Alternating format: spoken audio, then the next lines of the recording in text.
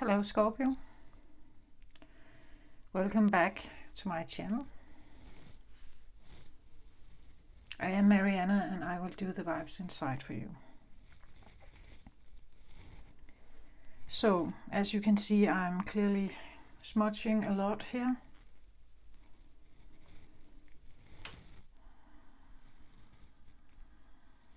I have a lot of protective stones here.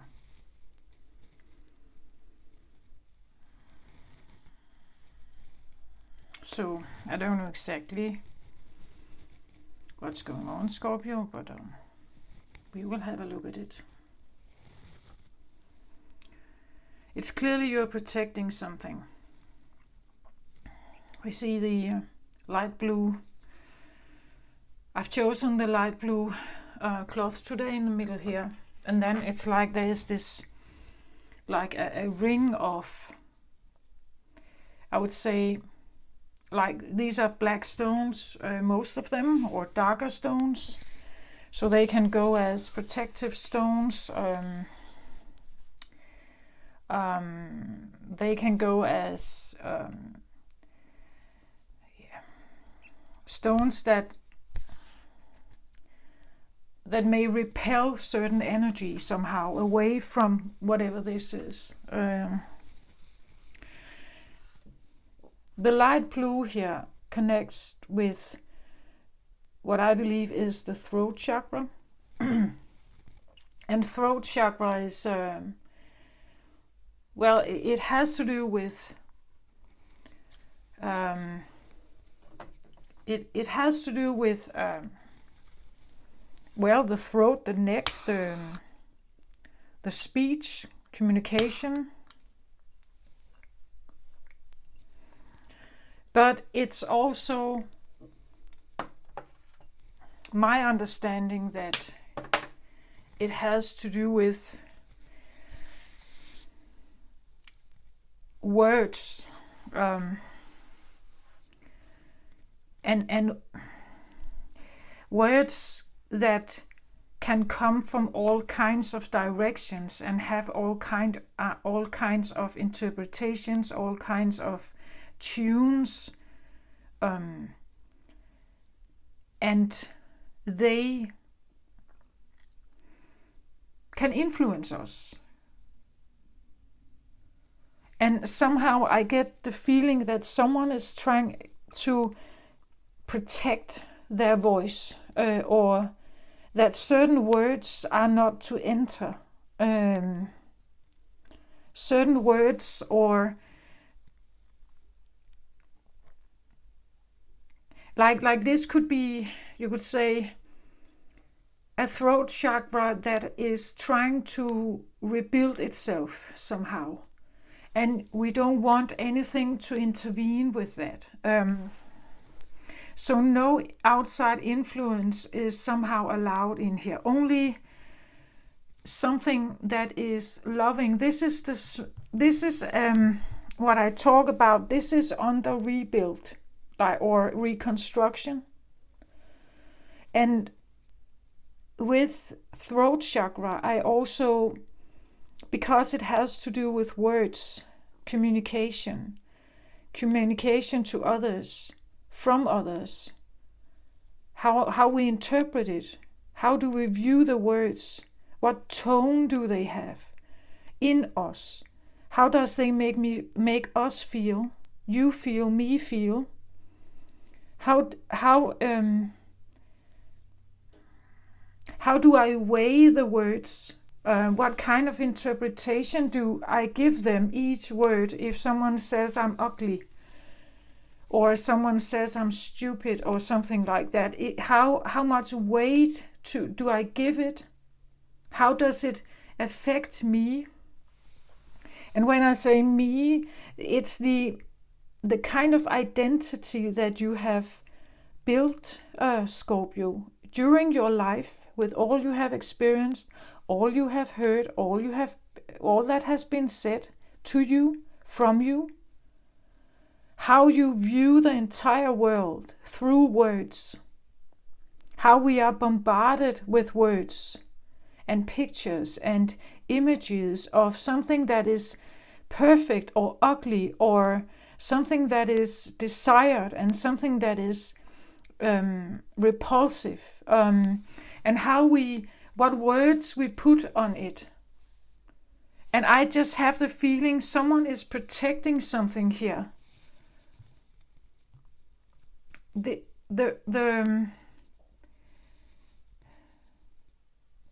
is the little rose quartz here is about like a little voice inside you that you want to trust this little voice to do something here, maybe reconstruct something here. But in order for this to happen, you also need to, it's like an outside influence cannot come in somehow. Try to protect yourself, maybe with a ring of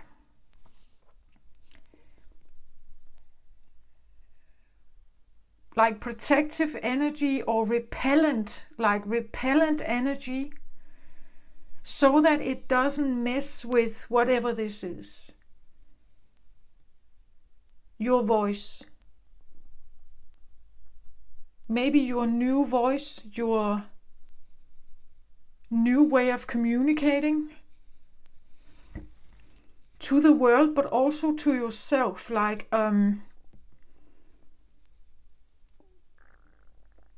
this is where you may, if you have, and this can be conscious and maybe also subconscious, that we all know we have voices that kind of, or thoughts that visit us all the time, right? We have these thoughts coming in, and they constantly interpret the world around us, deciphers what to do first and what to do next, and whether this is a bad thing or a good thing, or I have to hurry, or I have time to relax. I need to do this and that and this and that and this and that.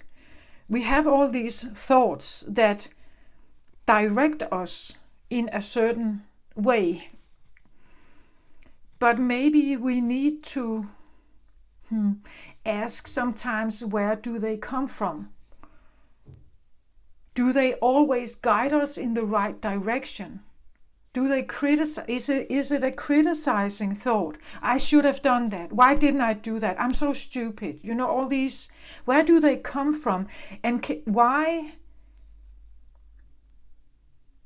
If they are negative, why do I even allow them to be there? Like, if they come from my own mind, why am I allowing them to be around? Like, do you get my point? It's like we like maybe the nice stuff. I'm beautiful, I'm successful, I live a perfect life, I have the perfect spouse or husband or wife, I am brilliant, I am all this. They are affirmative, right? They should boost our self-image, they should make us feel great. But what if you have thoughts that go in the other direction? Or you even have outside influences here who are saying something like this to you that could potentially shape your identity. Like how you see yourself, because others have told you so, right? And especially if this is someone you love dearly, or you respect them, or you thought the best of them, like children do their parents. Why shouldn't I trust them? Even if they tell me I'm a bad boy or bad girl, why shouldn't I trust that that is correct?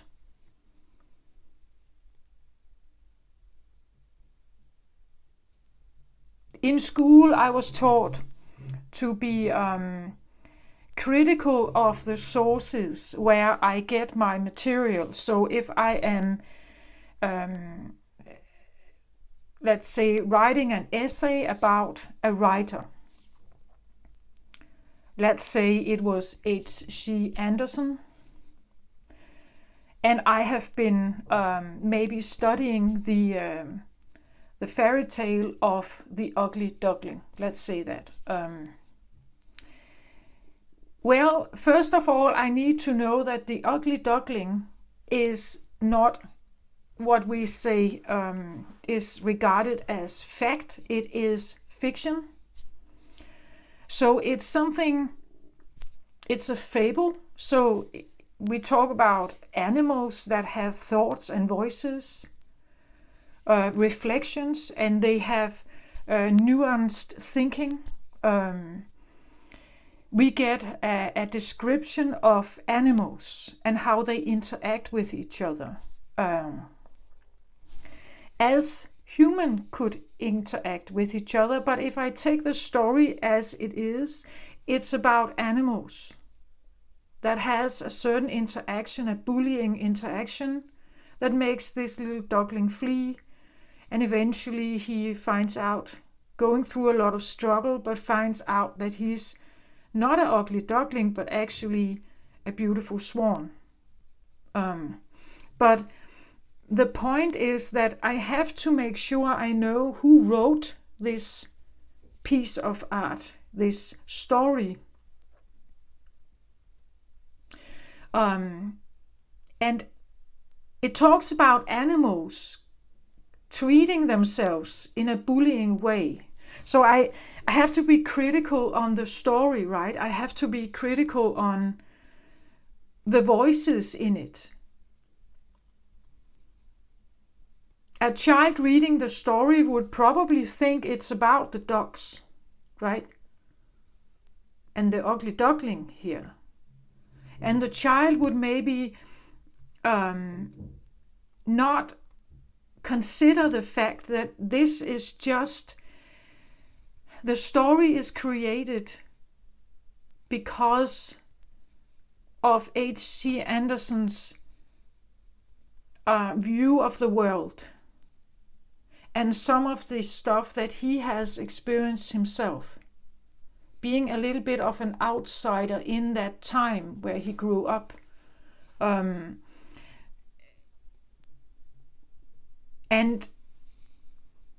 so we have to understand why the story is created in the first place. Who wrote it? What have they experienced? And maybe why did he write it? So that's a critical thought that I need to have when I am analyzing any text in front of me, perhaps. But what about the people closest to us? Those we trust, or at least we think we can trust them. We expect them to be trustworthy.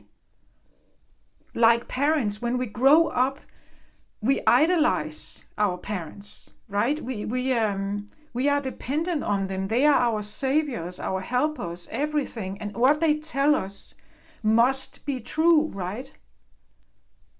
It must be, because why shouldn't it be? But have you ever considered whether you should be critical on the stories you've heard? This is everything. This is the church you grew up in. And I know maybe I'm putting out a bomb here somehow in some regard. Just take it if it resonates, and if not, just leave it and cut off the channel, right? It's okay. I'm just putting it out there for those like H.C. Andersen, who felt like a scapegoat and felt like an outsider, felt like they didn't belong, felt like they had to fight through everything and it was always uphill, that kind of energy, that they are protecting something here. And maybe all these black stones here represents eyes, right? Critical eyes on you. That you have tried to keep your identity intact because you listen to your heart here. But it's difficult, right? It's difficult when there is so much of this going on here. Eventually, maybe some of it drops in. And maybe if it gets absorbed in here, then is this going to change color then? And if there's many of them, right? If we allow many of them to come in, what kind of color is going to be here then? And I get the feeling someone is either trying to purify their their throat chakra, their identity, the feeling of how words have shaped you or has changed you, maybe even transformed you from maybe one way of being into another. And now you are doing the same with words again, trying to clear something out. I think, like cleaning something and keeping something at bay. I feel like it's like you're trying to repel something here. By being very true to who you are, I think. Wanting a very pure throat chakra, very authentic, very honest, maybe very and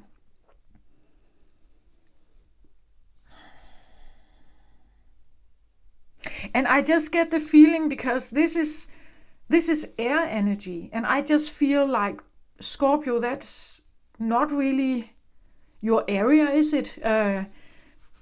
Of course you have words, but we talk about water for you, right? Deep, deep water, like maybe almost waters like this, right?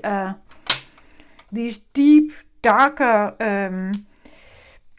we talk about secrets, we talk about even deep, deep love we have here. But there's an intensity, some kind of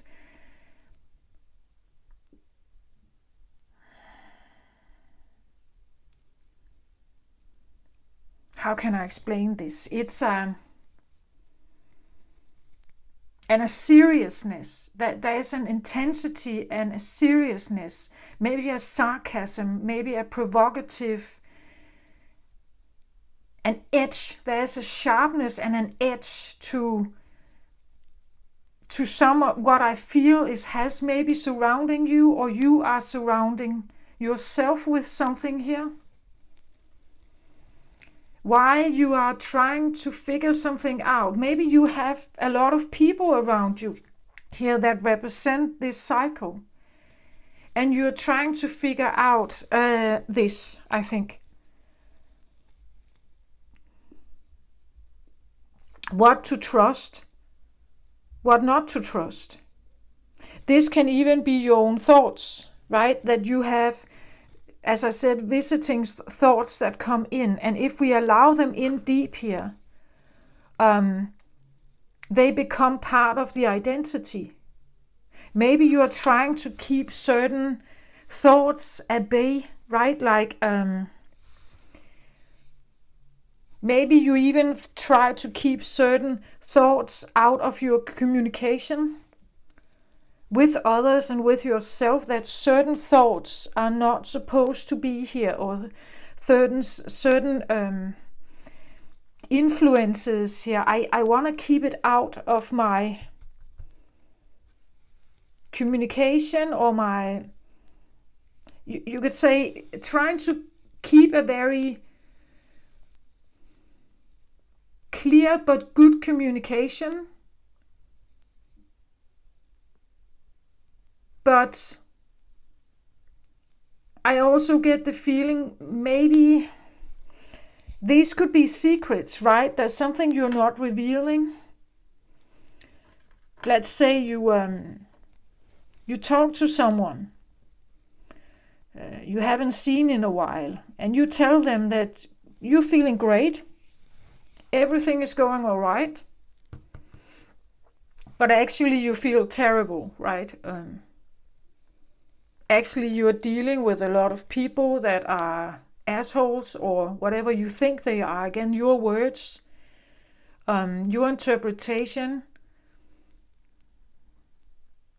your wrath, your anger, your frustration maybe.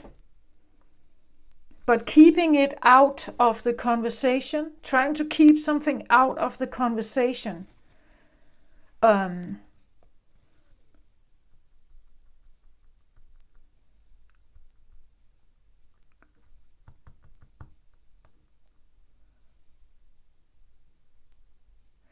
There could be another party here somehow, that this is not just only you. I talk about the vibes inside, but it doesn't have to be just your vibe. It could be someone else's. That they give you a very good communication, seemingly, but there could be something else going on here that you it's like maybe you sense something, but you can't see it, or it doesn't come through like that in how they communicate and or what they tell you or what they present. Maybe this is an old thing. Maybe this has to do with your parents. Maybe that's how they did it. Like you sense that something was off, and maybe you asked your mom, "Are you okay, mommy?" Right? And she just says, "Yeah, I'm great, sweetheart." But underneath it all, you felt that there was something going on, some kind of secrets or something. And if this is what you experienced, maybe you took that way of, that style of communication with you. Maybe you were doing something like that yourself. Most of us, we have learned that being totally honest in the world maybe doesn't pay off, right? Because if I tell people that I'm hurting or that I feel like I'm a lousy person and so on, yeah, some will maybe have compassion for you, and some will just bully you, right? So most of us have some kind of social mask that we put on because we have to, or we have learned that this is probably the safest way to be in the world, right? That I have to do that to keep some of this stuff at bay here, right?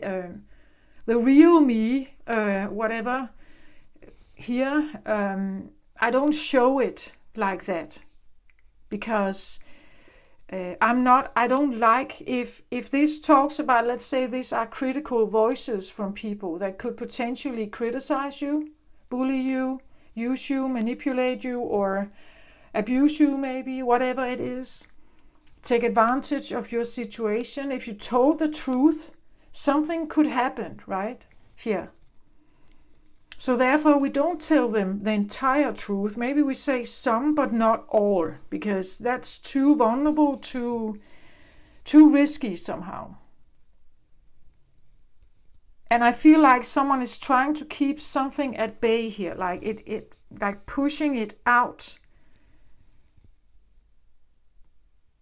Like this could literally be like pushing people away from you. Like you want a certain distance, right? You want a certain distance. Or someone does. If this is not you, Scorpio, you can be quite secretive, right? But if this is not you, I want to say that there is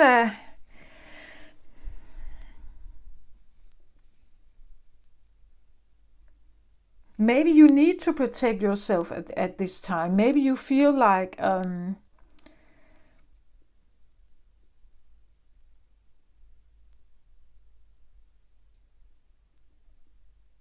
that something is surrounding you. Maybe you feel like let's say this is about your home, right? That you feel like I live in an area of misfortune. Or I have a family where there is so much jealousy, bitterness, misfortune, lack or loss, like lack mentality. And you're trying to keep that it at bay, like not in getting yourself involved in too much of that. Trying to maybe change let's say you were one of them. So you were this one, black at some times, and you were in the cycle out here. And now you're trying to change that. You're trying to change it by doing something about your thought patterns. So if that's the case, you are the only one in the circle, right, that is now trying to change something. That is now wanting to, maybe this could even be, as I said with the ugly duckling, this could have been you from the get-go, right? And you were swimming in this pool here, but all around you were these like bullying ducks. And maybe this has been your entire life. Maybe this was your family system, how you grew up. And you have been, well, you have always been this one, right? But you,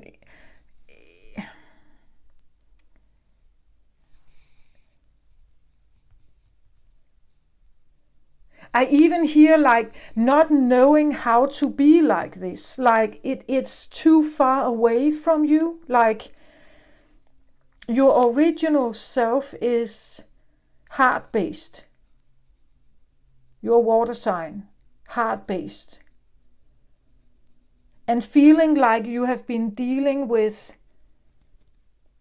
burned stones or like cold. I almost hear dead material, like you have been dealing with something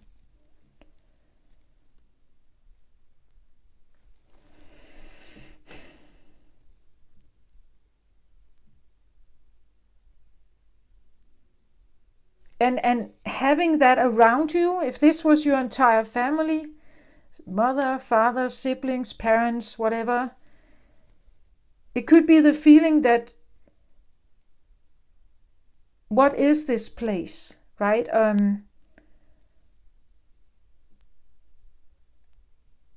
I seem like I'm definitely an outsider in this. But that's not normal for a child to discover necessarily, right? They don't get it. They don't get how some can act in a certain way. That would be crossing the line for you, perhaps. You would think that this is hostile, this is very violent maybe, or evil. How can they do that and not feel anything, or not regret it, or feel remorse or something, bad conscience? The feeling that I see something, but how is it that those that I normally have surrounded myself with, they don't. They don't see that, or they don't regard the world as that.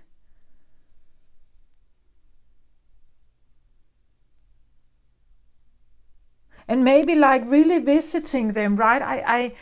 I take myself and talk to this one. Maybe not literally, right? But you could say this one could represent my father. And what I know about my father and how he has expressed himself, what his work tells about him, and how his convictions about life. Maybe you are literally like having this, maybe a mental, internal dialogue with each of them here. Like the feeling that I want to try to understand them. But every time I talk with one of them, it makes me more and more alien, right? It's like I don't feel like I should belong here, but I don't belong here. Like the ugly duckling talking to the ducks, right? None of them seemed like they cared or really understood him, right? It's being this like I ask these, I try to figure out if I could have a friend, perhaps, right? I try to figure out to have a friend in this, well, ugly duckly. If this is the duck pool, I'm trying to figure out the home of the ducks here. I'm figuring out if I could have a friend, but it's like I'm not regarded as a friend, or they seem like they all understand each other here. They are the same kind. Yeah, I'm another kind. I'm a different kind. And it seems like I don't belong here. Somehow I get the feeling like the story of H.C. Henderson, The Ugly Duckling, this feeling of being, I have grown up in a, like he did, the ugly duckling. I've tried to figure out whom I could maybe have a friendship with or something. But when that happens, when we feel like nobody here understands me, what happens then? Well, the ugly duckling decides to flee the scene because he gets attacked, and so he's running off, right? He's running. What if we decided that we couldn't run? What happens then to this one? Again, if you listen, right, to the accusations,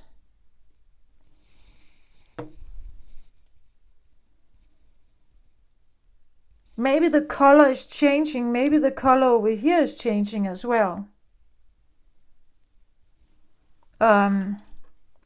It's not easy to be alone.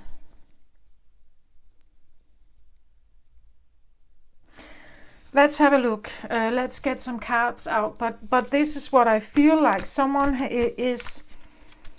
And what I also feel like is that maybe this one changed so that they could belong somehow here. That they could belong, but it came with a... I hear risk, but I wanted to find another word. Maybe there is a risk of losing yourself, or a risk of being found out. But I also feel like it comes with a sacrifice, that you need to hide something, I think. Otherwise they will find out here, right? They will find out whether you are good or bad, or if that's the words we use here, light or dark, if you are, I don't know. But there's something about, put it into your situation. These could be people that all believe in a certain religion here.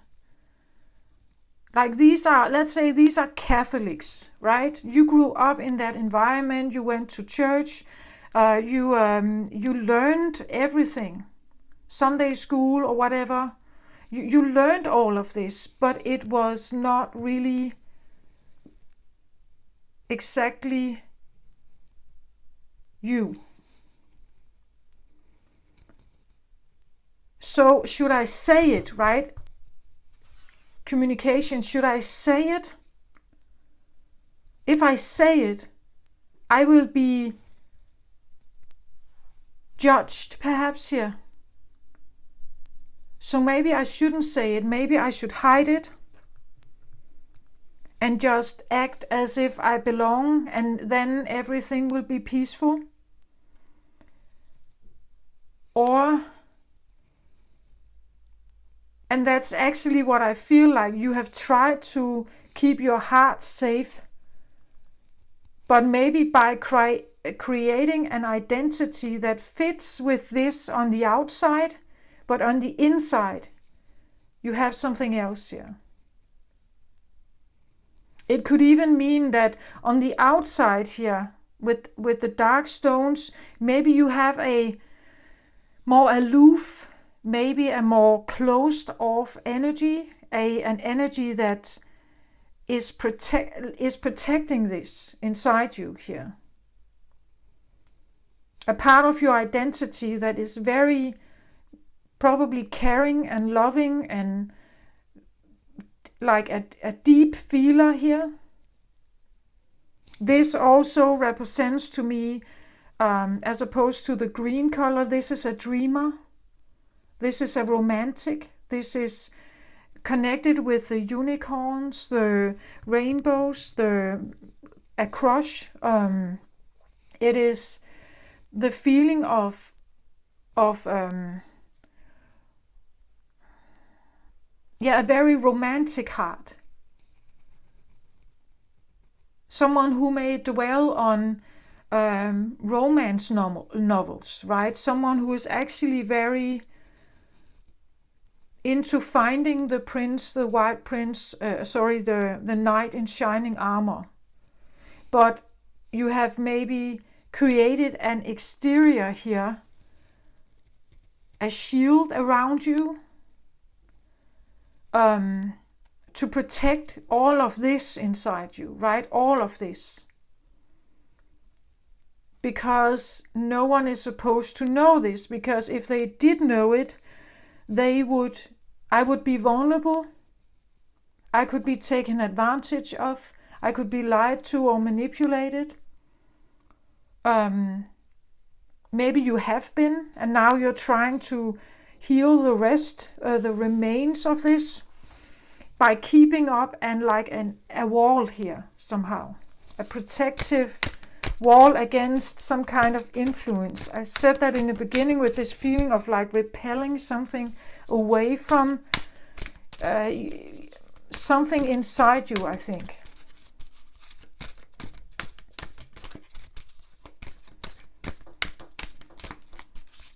Let's have a look, Scorpio, here.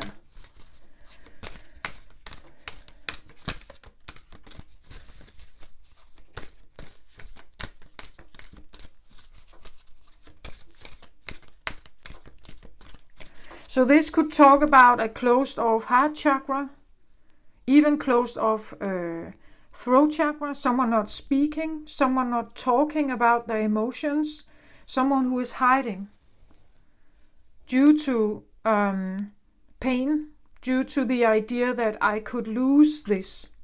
This is at risk and this is at risk for me. So, and here I talk about also identity. So something vital is at risk here.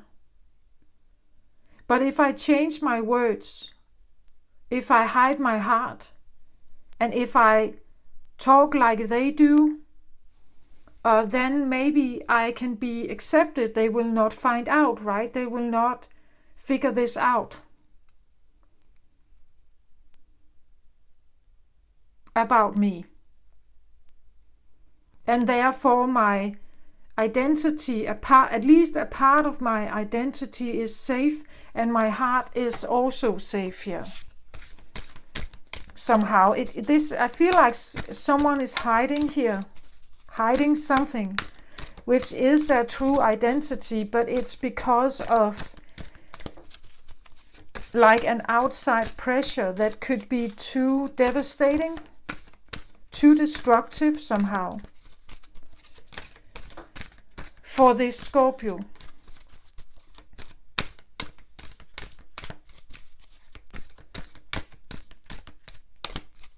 Like this could be the feeling of like you sit in your classroom, right? And these are all the classmates here. And they seem to have the same interpretation of you, right? And they are all against you perhaps here. You're the only one who has a different opinion, but you may feel like I have to hide it and not show it, because otherwise I will have all these eyes on me. I will have all them judging me, like many judges here, and I'm just one. How can I compete against that, right? When so many say the same thing, even though I think differently, maybe I'm not right. If they all agree here on the same thing, why am I supposed to be more right?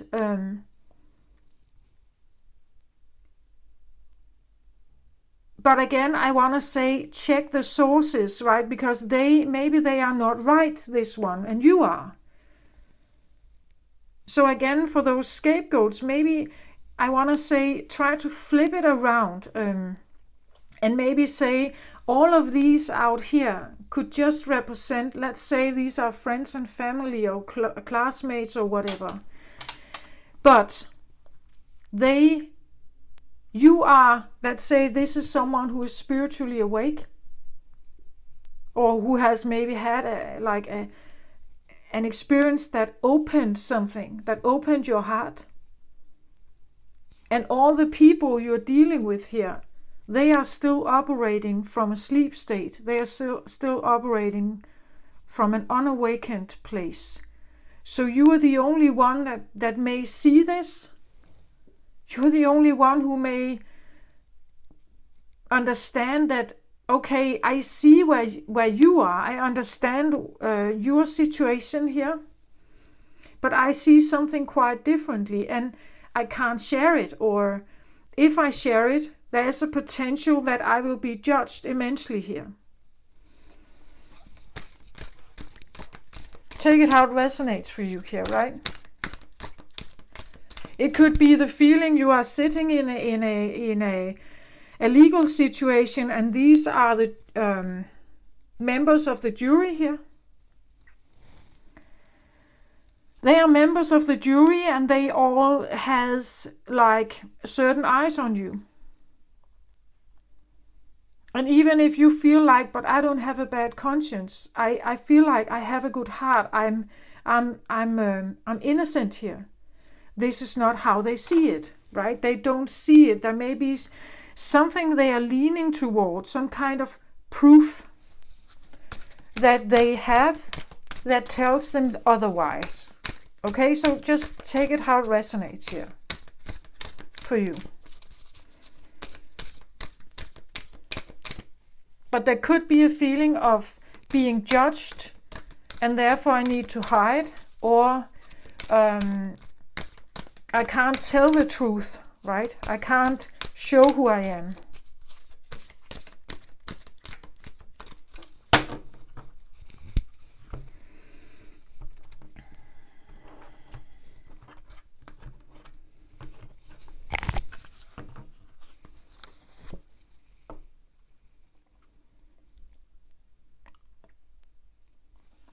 Purification fire. Overall energy.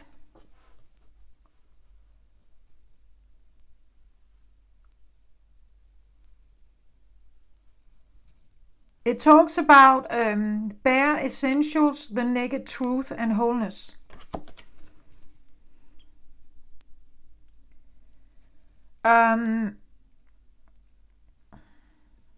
This came up, was it in, I believe it was the Cancer reading as well. The Cancer reading, I titled it something like Your Slow Dance with Fire. Maybe the water signs are going through something with the fire at the moment, water and fire.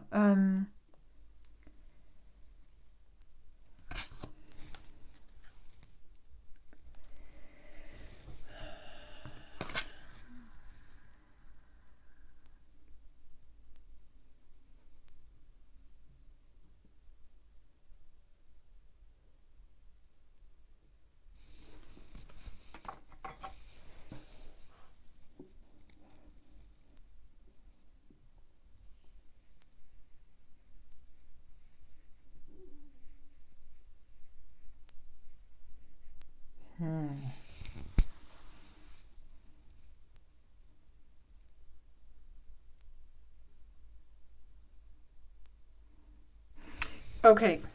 I'm going to show you something else here because suddenly I feel like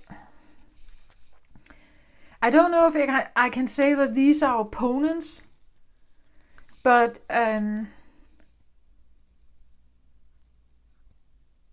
let me get a little more into this reading because this just it I get it.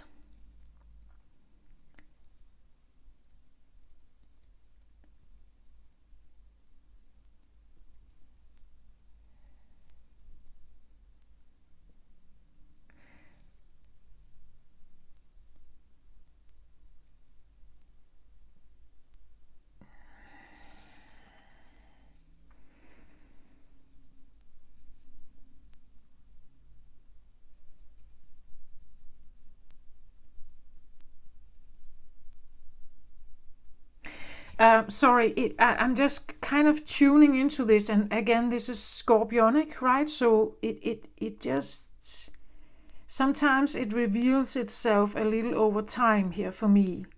Scorpionic energy is some of the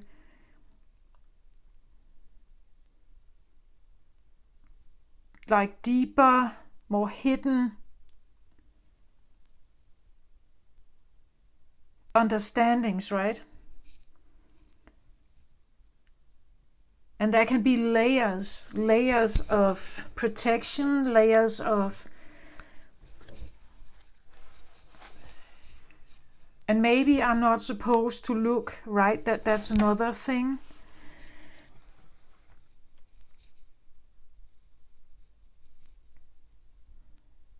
It's so interesting because I just did the Libra reading, and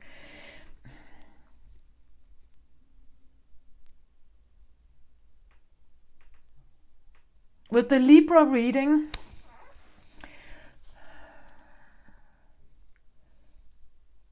there was something about like two energies, and one was not open, and another one wanted to come forward and offer some kind of help. But this other one, it felt more almost like someone feeling hunted by someone who just wanted to be helpful and healing and supportive. But this one over here not liking it and like running or almost feeling like being trapped in a corner, ready to bite, right? That kind of feeling. And somehow I get a little bit of the same vibe with this one. And again, I have to show you the bottom of the deck here, the moonlight goddess here. And she I would put over here, right? With the crystal.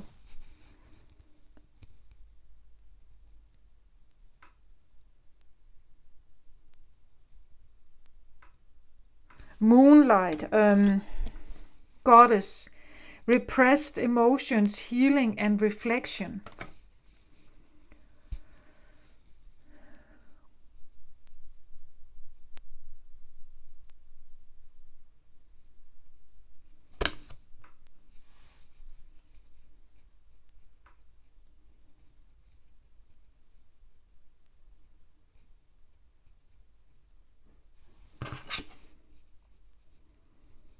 It's so interesting how these cards sometimes reveal stuff for me, because when I look at this card, we have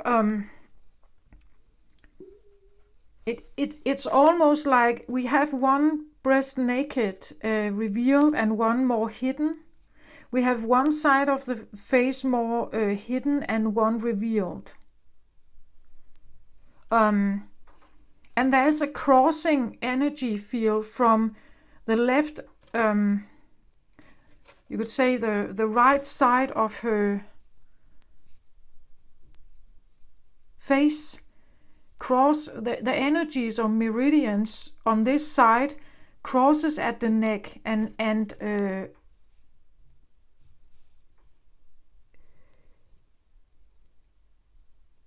crosses at the neck, so they don't stay in those meridians on the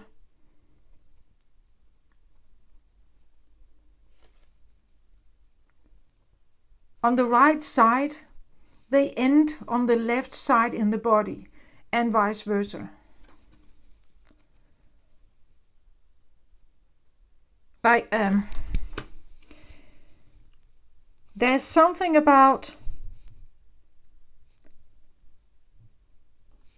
could there be something going on in now I get like, again, like a yin yang energies, masculine, feminine.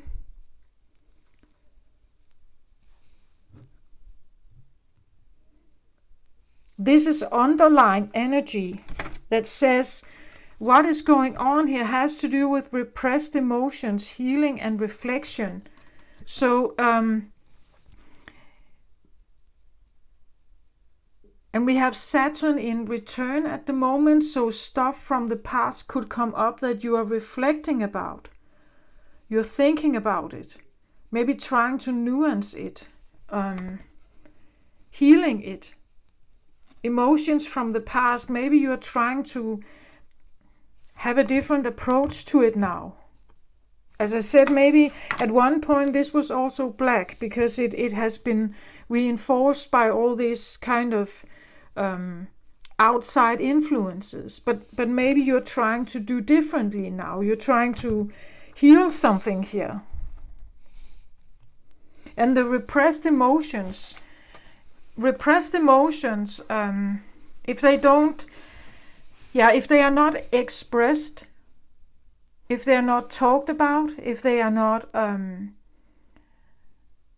healed, they can create certain blocks in the body. They can create maybe repressed anger or something like that. And there is a need for a healing. But to heal it, you need to be extremely honest, right? You need to be the naked truth here. You need to accept the naked truth of something. To purify maybe the emotions that link to this. I don't know if you have some kind of connection with a Cancer, but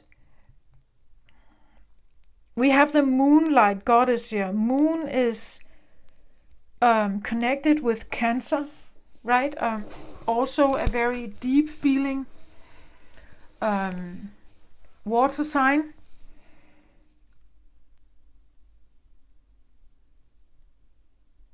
Also a sign that you could say works with moon energy. We have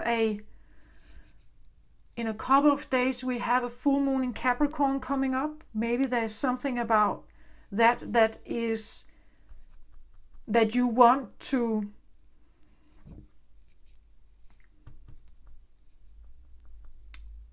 full moon talks about completion of something you want to complete, or something coming, something manifested maybe half a year ago when we had the new moon in Capricorn,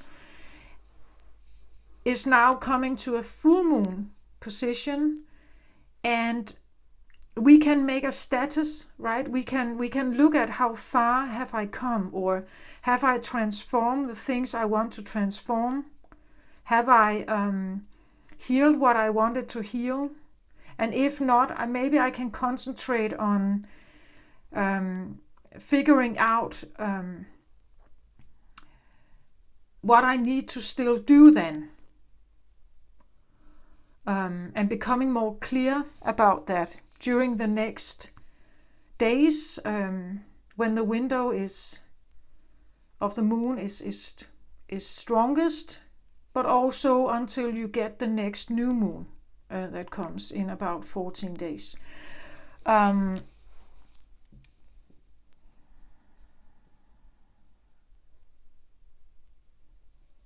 don't know if there is some kind of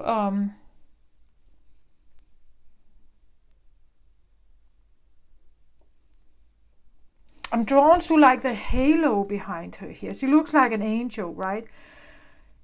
She's described as a goddess here.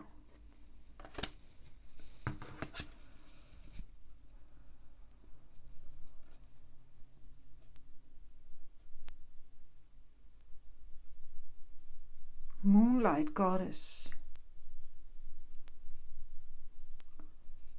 And repressed emotions. When I see that combined, I want to say this could be a feeling of Lilith, right? Black Moon Lilith, the repressed feminine,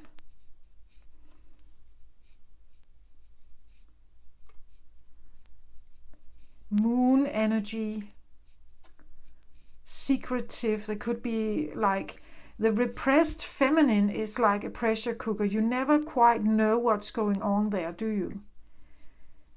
She can go in all different kinds of directions. And with the fire here, I want to say this can definitely be a deep felt rage, maybe.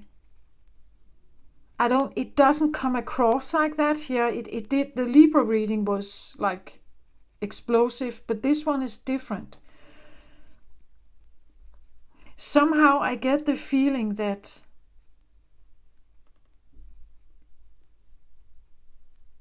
someone could be helping you here.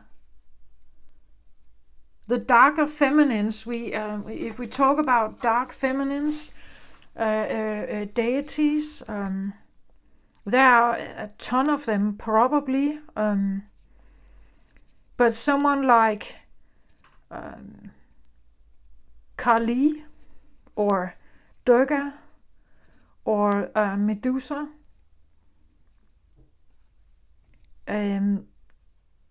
Black Moon Lilith from the Bible, right? Expelled from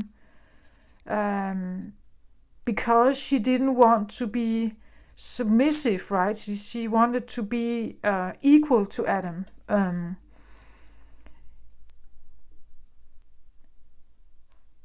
There is something I feel like about the anger that there is some kind of anger, but somehow today it doesn't come across as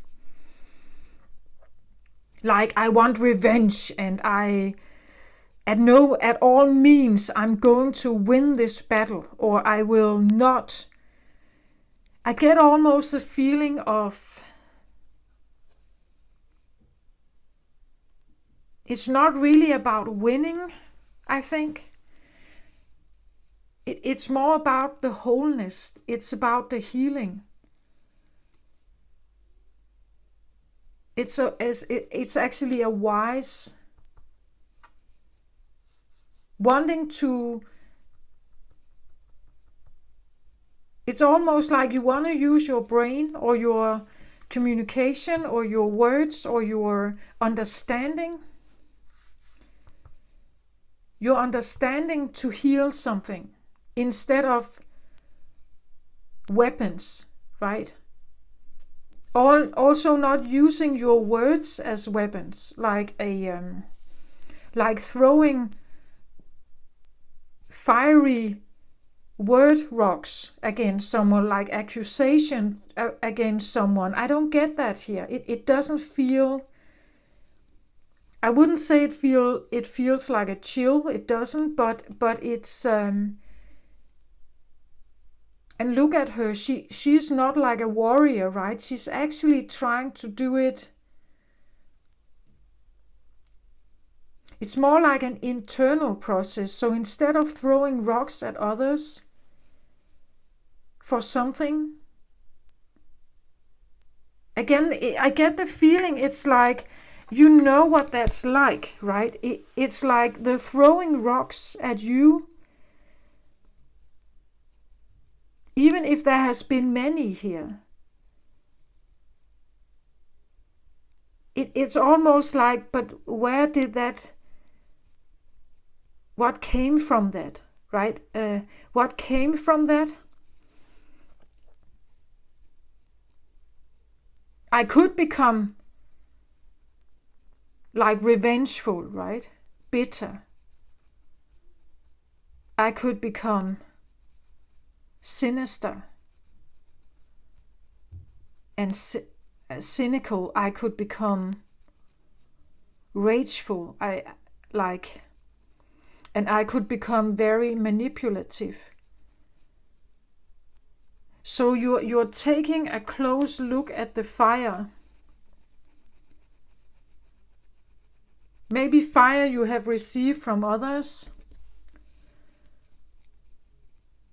like accusations, anger or something.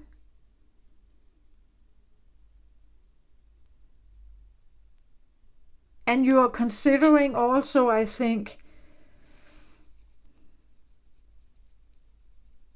but do I want to do the same? Is that actually me? Or what is it that I want to achieve by that? Do I want to... Do I want to achieve a new battle? Do I want to achieve new hate, new conflict, new struggle? Or do I want to find wholeness and peace?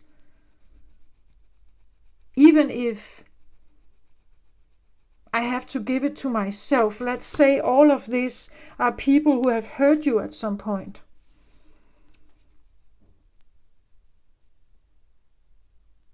And maybe you would like all of them to somehow apologize to you, right? Maybe that's not possible. Maybe you don't know where they live. Maybe they have never sought you out again. Maybe some of them are not alive anymore. So again, how long do we want these stones to still burn you? Like, are they still active? Like, if you think about them, right? If you find yourself having like an internal conversation with each of them, do you still get angry with them here? Do you still get angry?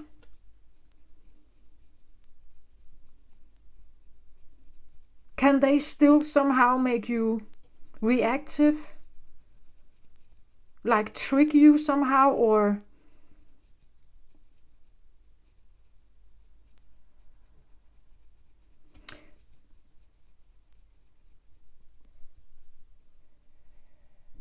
get you upset somehow? And if they can do that, how can I make that fire burn out? How can I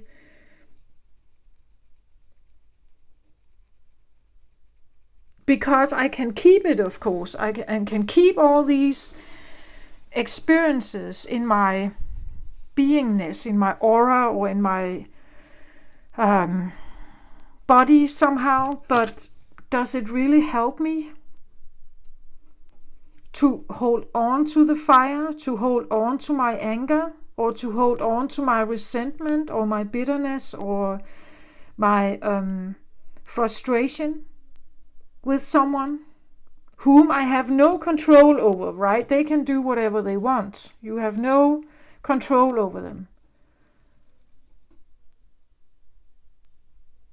So it could be the feeling that you have, if you choose a non-aggressive way with whatever experience you have had in your life that may have hurt you, and you choose to let your heart speak, and you speak to every situation here.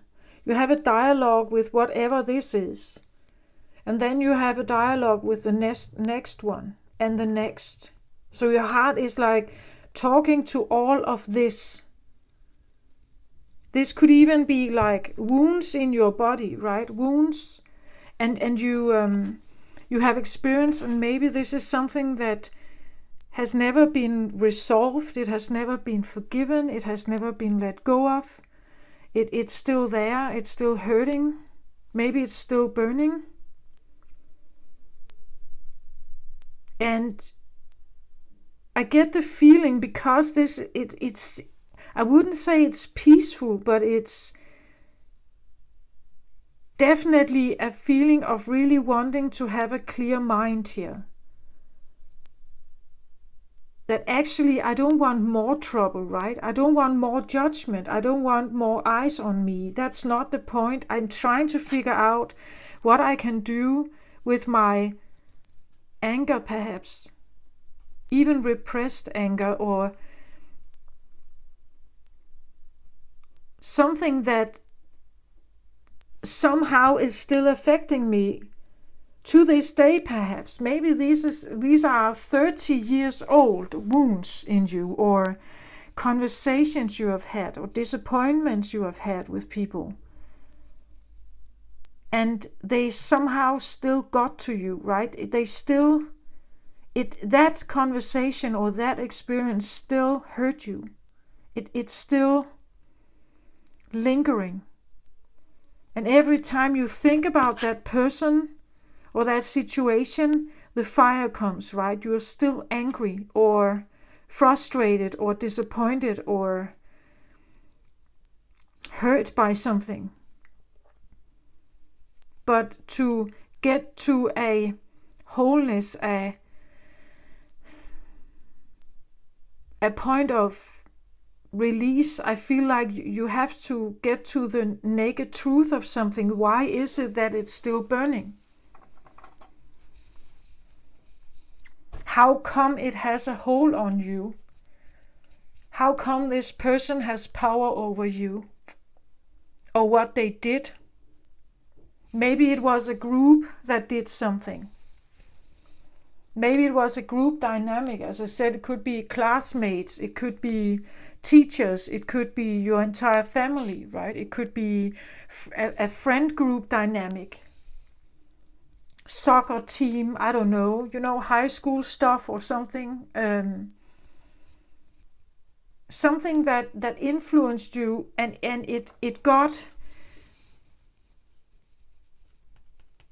woke something here that has been maybe burning ever since, and it has been difficult to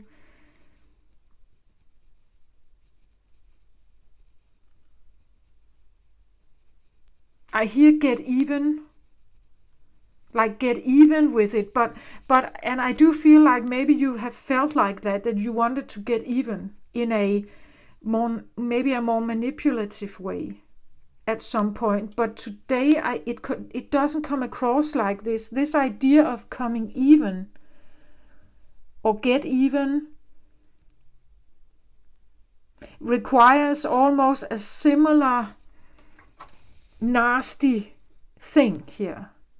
And somehow I feel like it's actually not what you want, right? That's what I feel like. You're trying to use your thinking, your mind, to do differently, I think. Do something differently. You're trying to be clever here.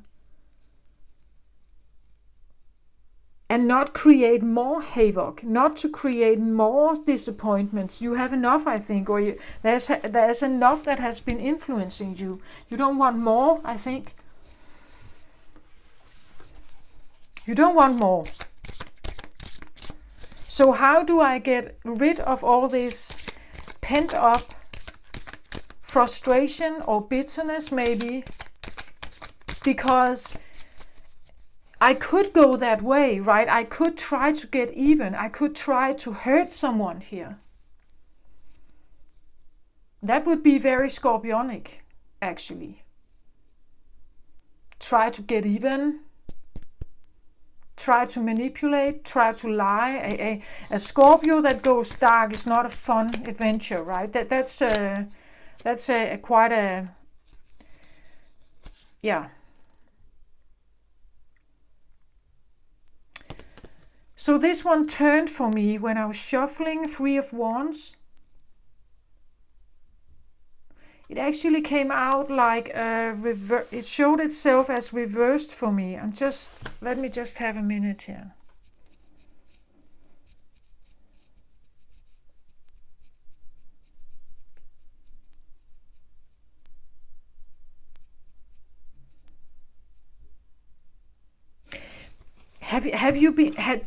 Have you had some kind of encounter with maybe a Cancer here? Look how the card actually, when I look at it like this, look at how the deer in the background seems almost like a divine creature. And it's even a deer. A deer is regarded as the mother, the beautiful, nurturing, caring, good mother, right?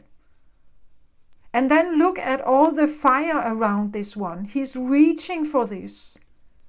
Like he is in the hell of fire here, and he's reaching for some kind of nurture or he's drawn to something here.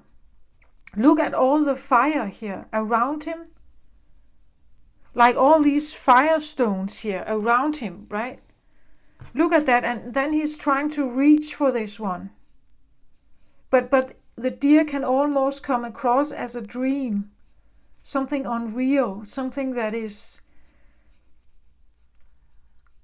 like an angel or something. Someone reaching for an angel, as in seeking maybe forgiveness, seeking redemption, or seeking salvation or something. If I could just touch this one, then maybe all these flames here are, all this fire here, all the fire, maybe all this fire that I feel like is following me, all this pent up energy is if I can just reach this one, then I will be all right, or then I will have peace, right? I will have peace, because down here I don't have peace.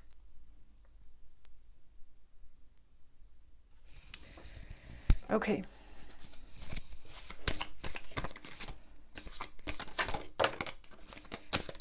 Wow, this I'm not taking this when it's too many cards flying out here. But again, it tells me that there could be a lot around you somehow that is somehow, I don't know, pressuring you, or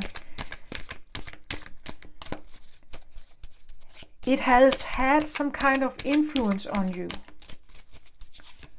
And you're kind of just reaching for something else here, reaching for maybe this one, right? Reaching for someone who can save you somehow. Page of Swords is flying out here upright. And that could be why we have the light blue color here. This is Swords energy. It is air energy. And that's normally not your element, right? But I get the feeling someone trying to, I get almost like do differently. Like I have seen what happens if I go my water way. So if I get caught up in my feelings and I go dark, right? Then I can get obsessed. I can get like really burnt out. I become sinister. I become sadistic. Maybe I become really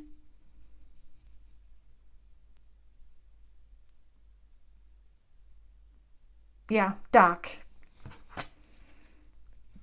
But this is, I get the feeling this is like someone wants to, trying to do differently.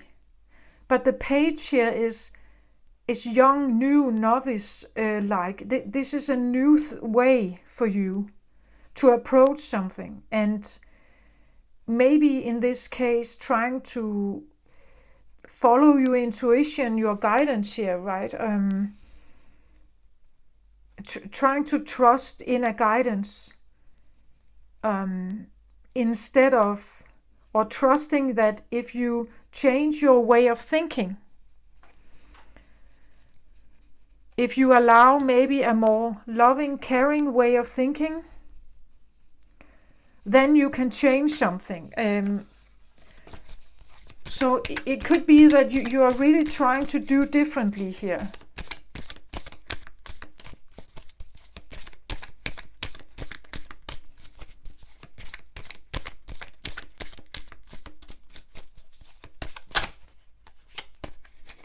This one seems like, but it didn't show itself. So let's have a look here.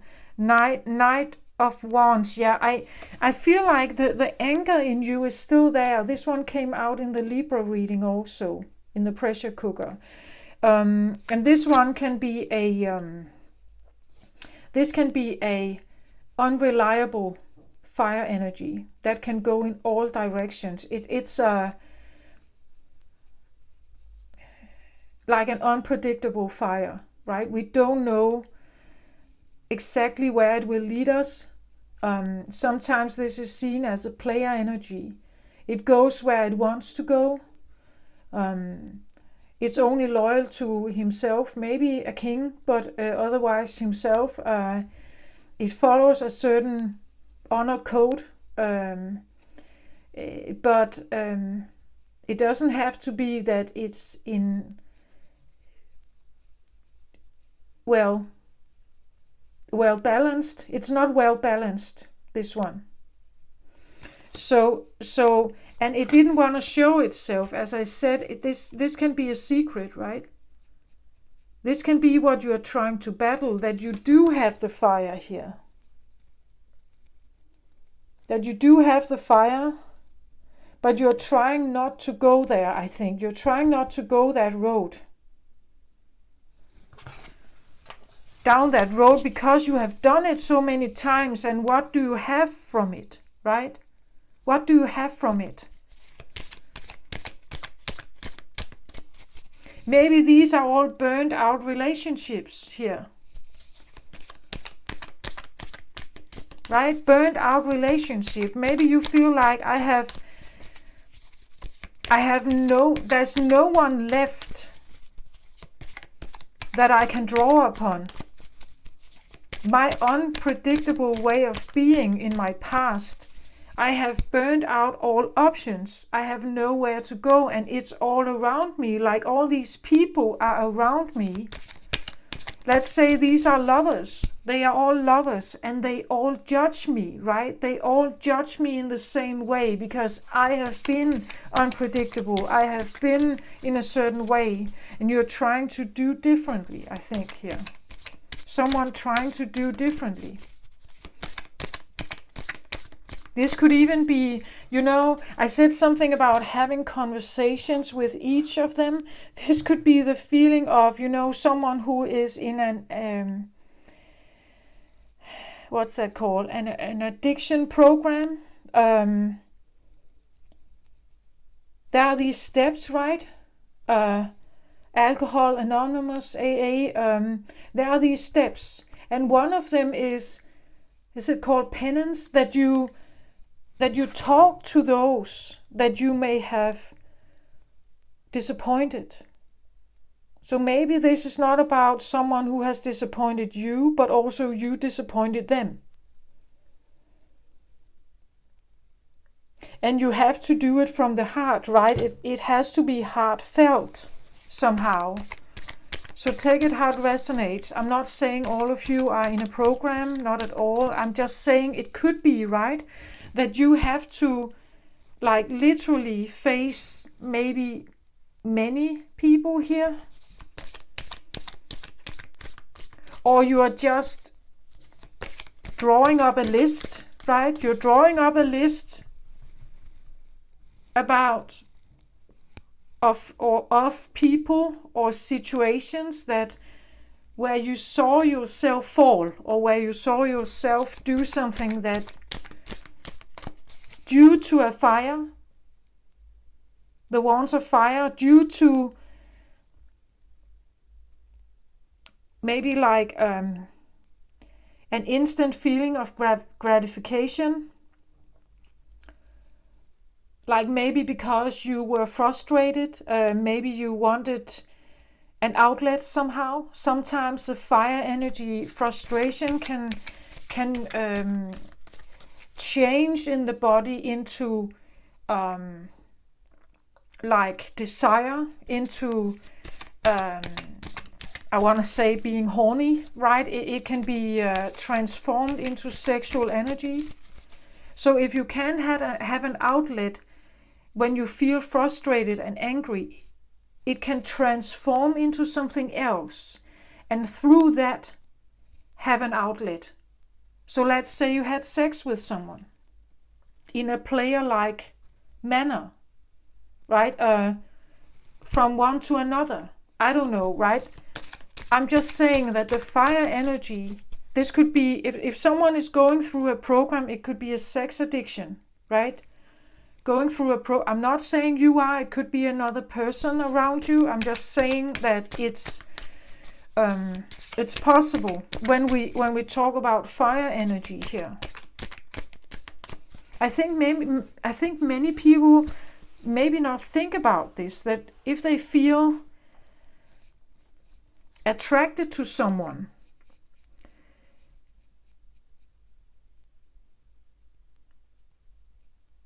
the intention behind the sexual energy, what is that for you, perhaps, Scorpio?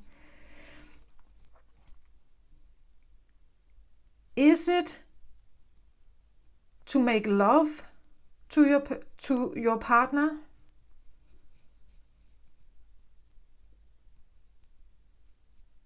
Or is it to have an outlet of a built up, pent up energy? Sometimes the color of the sex you have with a partner tells you this. Is it rough? Is it a more, or is it gentle and soft? And what is the nature of this intercourse or sex? What is the nature of it? What are the feelings involved?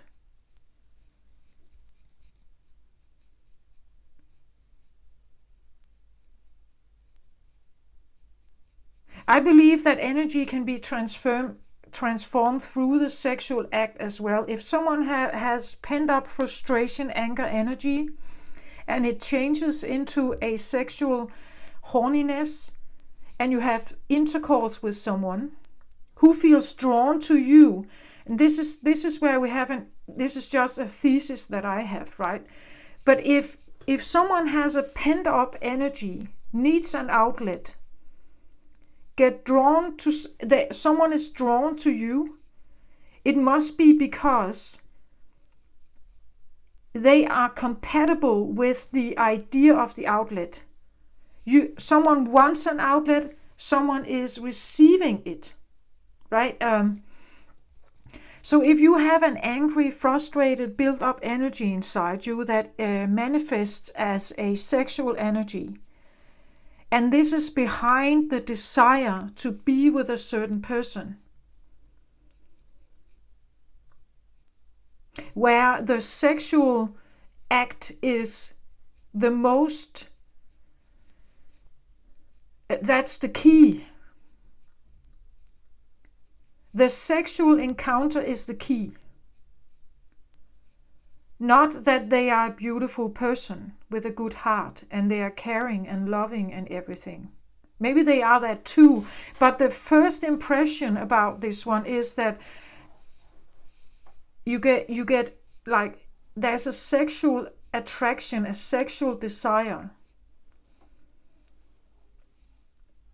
Just think about it. If you and the energy that comes from you, the intention behind it is to maybe I have this pent up energy.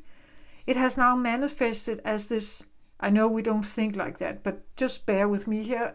It has manifested now at I'm horny.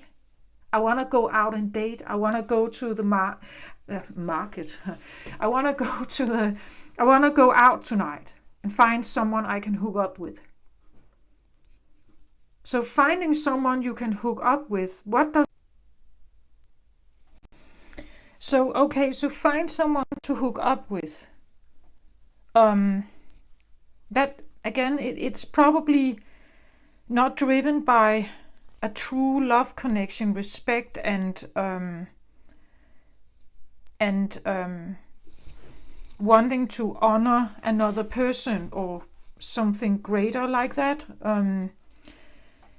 It's driven by something else, some kind of desire, or as I just mentioned, and it's just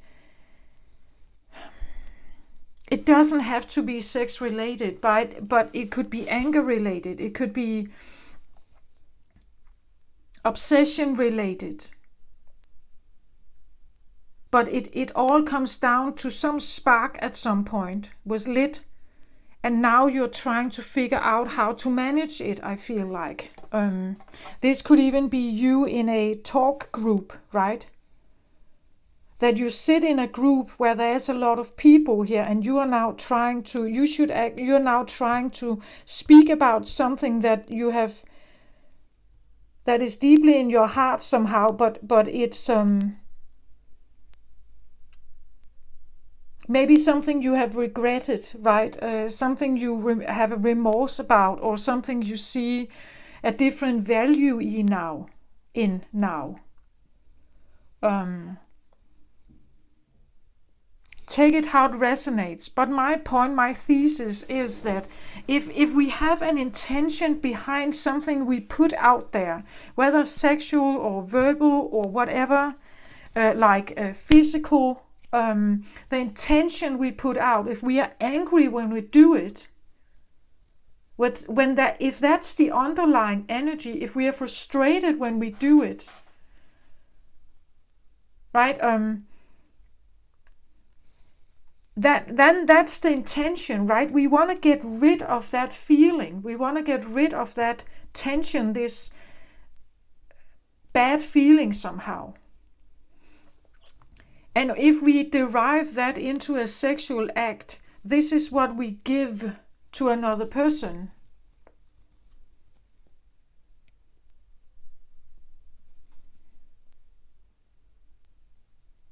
And who wants to receive that?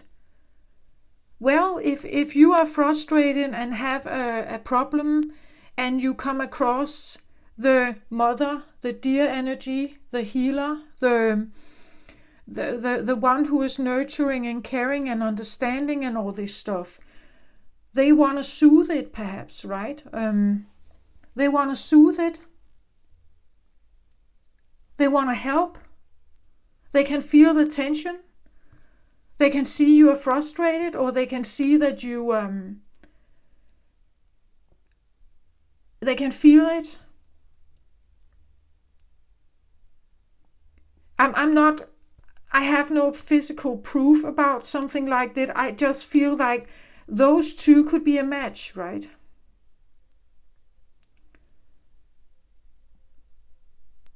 So one sending something, one wanting, or maybe not wanting, but is receiving it and soothing it, right? It's a soothing energy to the frustrated one.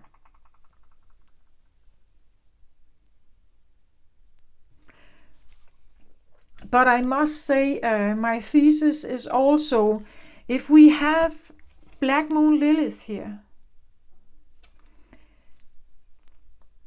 I have a thesis, a theory, that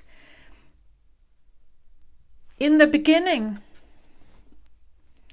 the feminine part, whether it is in a male or a female body, it doesn't matter. The feminine part in the relationship receives something, is the open receptive energy, the one that is receiving something. If she receives again and again pent up energy from a masculine energy, this is where I feel like we can have this one. Because she has now taken in that body, a feminine or a female or a male body has now taken in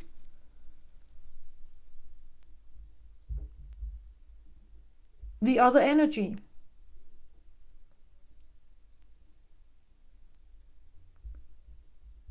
Right?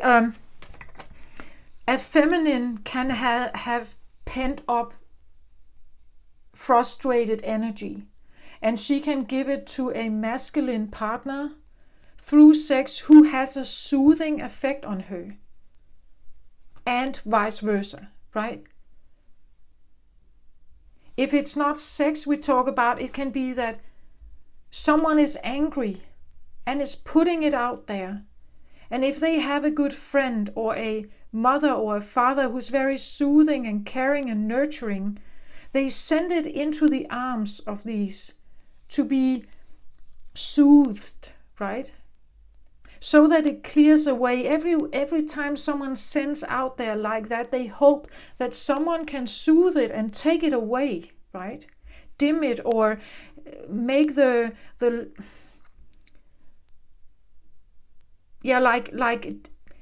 make it easier somehow.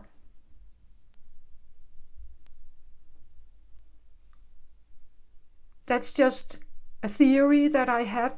But if someone is receiving here an energy without knowing that there can be these intentions behind it, or there can be this, I just thought we were having fun, we were just playing, we just had a good time. But I also received, I had a fun, sexy time with you, but I also received your frustration. I also received your anger.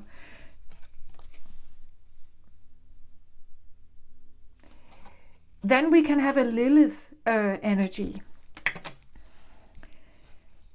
I don't know, right? It's just a thesis. It's just a theory I have.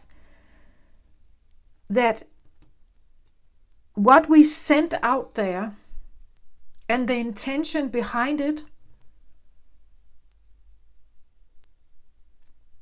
For instance, someone who is smooth talking, right? They tell you how beautiful you are. They tell you how gorgeous you are, how intelligent you are. But they have a different agenda, right? A hidden one. That could be that they want to get to know you. They want to learn all about you. They want to steal something from you. They want to go have sex with you. And they tell you all this stuff to seduce you, to lighten, to open you up somehow. And then they take something from you. They betray you, right? They betray the trust. And I feel like someone could be having inner work, healing something, or they are maybe talking in a group about this, but I still feel like not wanting the judgment of others here. Preferring them to just be silent here while they are pouring out their heart, perhaps, or while they are talking about this.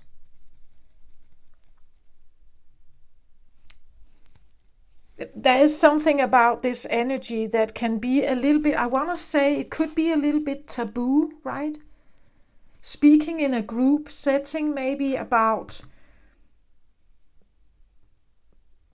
more extreme sides of sex, or more extreme sides of anger, maybe. Who likes to hear that, maybe? Or I don't know, it's just, where do you go if you feel like that?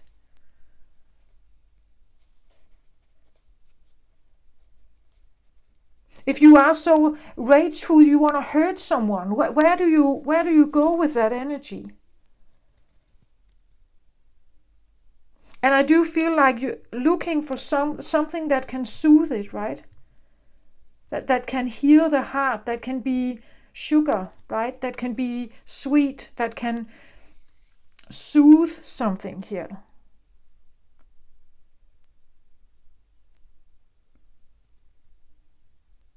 Maybe it's a process you're trying to do with yourself. That what you have tried to do in the past didn't really work out that well for you. There's a lot of skeletons maybe in the closet, that feeling that I've left a lot of burned people behind. I've burned a lot of people, or, well, they have burned me perhaps. I've let myself be seduced, or I have seduced so many people. I have manipulated them. And I see it now. I see how this has transformed. I see why they have turned their back to me, maybe.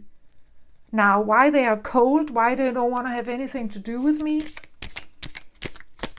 The fire energy can be unpredictable. It can go in so many ways. It can be, it burns, right? It's, and we know burn wounds, right? They are probably some of the worst wounds. Because it seems like even though you've put out the fire, it's still burning, right? It's very painful for a very long time. It melts the skin. It transforms the person, the face, the skin of the person entirely. Okay,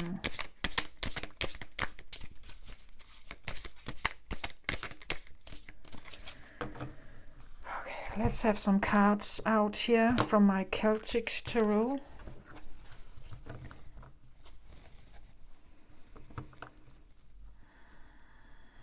Just give me a moment. I just have to see how I'm going to put the cards here.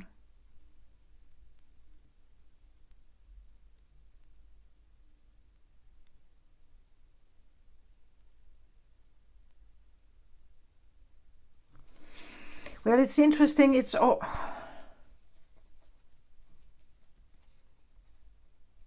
Interesting. So interesting. I get 2 cards down here, and now I start at the bottom. I was shown that first, and then 2 cards up here. And if you look at the Libra and the Libra reading, I had 3 cards up here and 1 down here. And the point was actually, it's so interesting. It's like they intertwine these readings, like they. What I feel like is going on, it's all in the Libra reading. I had 3 cards up here in the red area. And 1 in the green area. 1 coming in with a soothing, caring, open. I just want to help you. I just want to relieve you. I just want to maybe take some of your burdens. I just want to do something. And this one is like resisting, not wanting, trying to keep the mask up and everything, not wanting to show what's going on, and resisting, right? Now it feels almost like one of the problems has come down here. So now that's the relief of the pressure cooker, the soothing. You get my point? It's like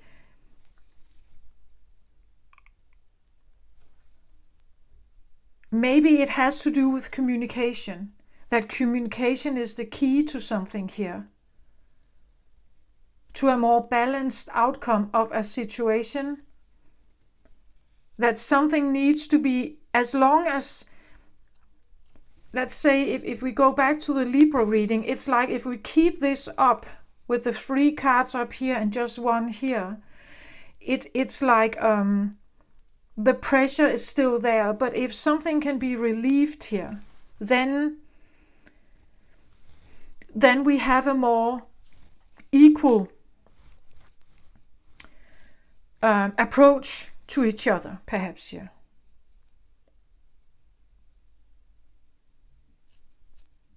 Let's have a look. I want to look at the those down here because it's the underlying energy. Let's have a look. So 3 of Swords and 2 of Cups.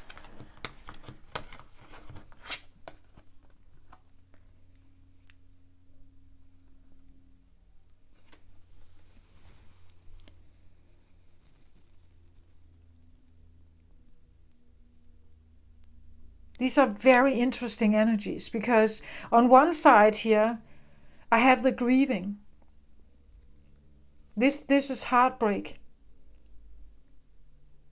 Someone has lost someone.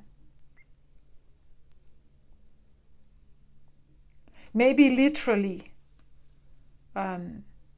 Someone died.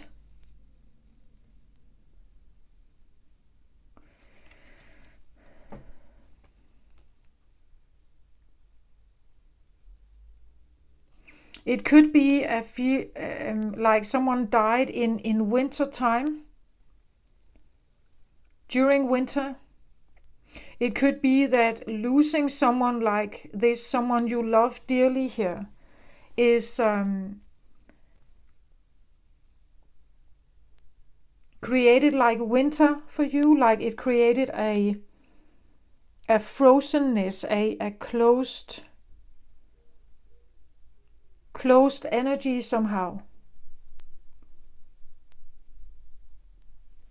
Cold, like it like feeling you remained in a cold world without this person.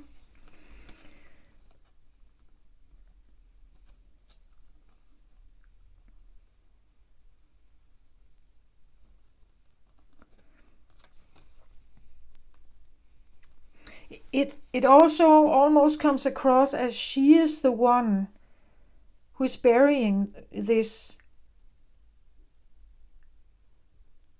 other person, like putting someone to rest. I'm putting you to rest here. Even though it's painful, even though it could be the feeling I'm giving you up. I'm giving up on something. I'm not holding on to you anymore, even though it pains me, even though it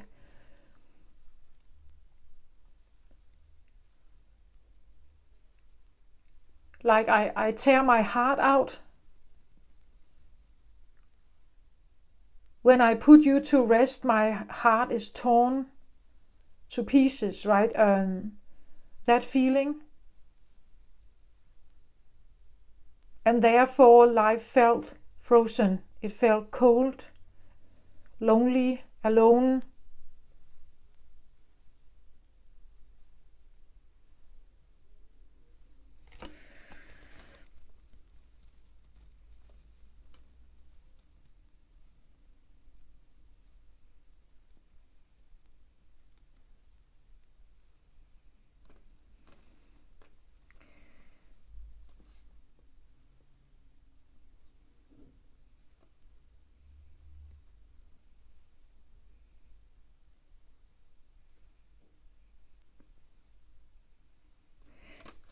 And then I have the Two of Cups right beside it here.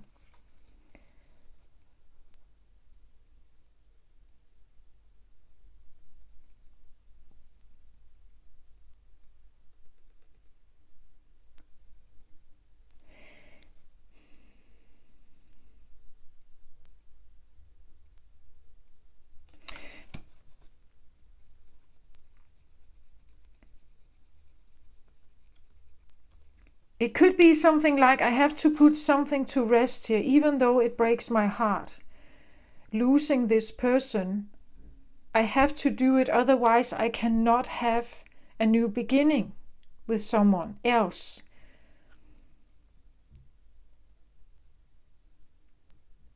But it's important to understand that this is a no-win situation. Whoever was put to rest here, there was no other way out.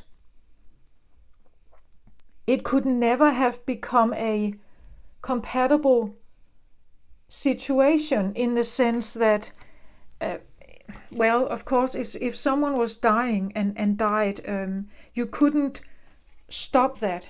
It was a process that couldn't be stopped. So this could be losing the love of your life, and it broke your heart.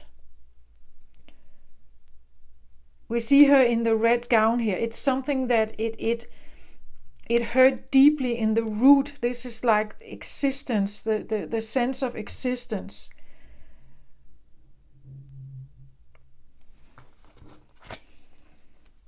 To crown someone new here is accepting someone else as important, or as heir, or as equal, maybe. But we see her with a white gown now. meaning that there's something she has purified. From here to here, she has purified something. Maybe there's a guilt with this, that she has purified, that she has needed to heal in order for her to be able to open up to someone new. Two of Cups talks about a soulmate as a beautiful love connection.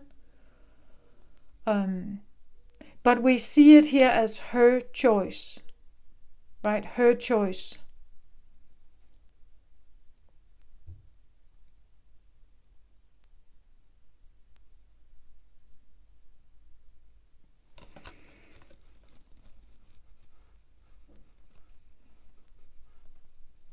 And that could be why we have the moonlight here, like some repressed emotions needed healing.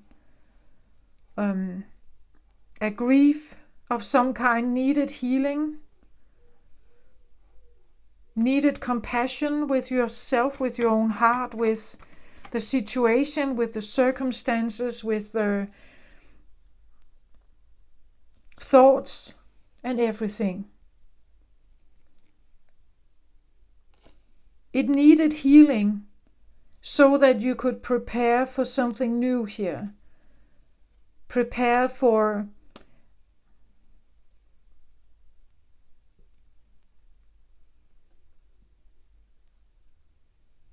something else. We cannot see this one. He has a different hair, style. So this can be another person, but we don't know who it is. Maybe you don't know who it is. But the point is that you are working your way out of some kind of grief here, towards a situation where you can even consider to maybe accept someone with you. And without bringing any kind of guilt or sadness or sorrow with you from a previous experience here, that you're not bringing it with you.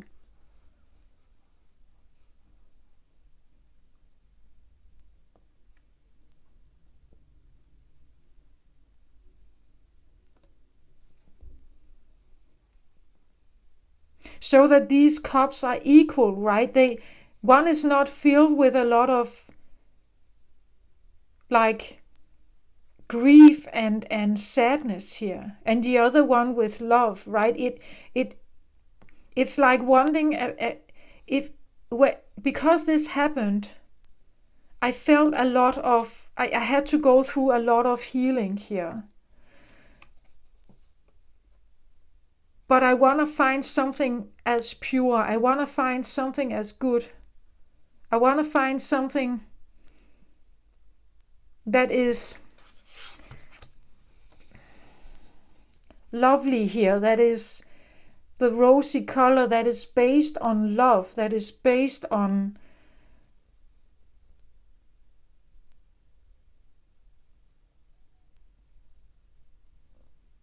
romance. Not necessarily, I don't get desire here, but romance, right? And something that is like she knows that she has done the work, I feel like. That she has done her healing work here.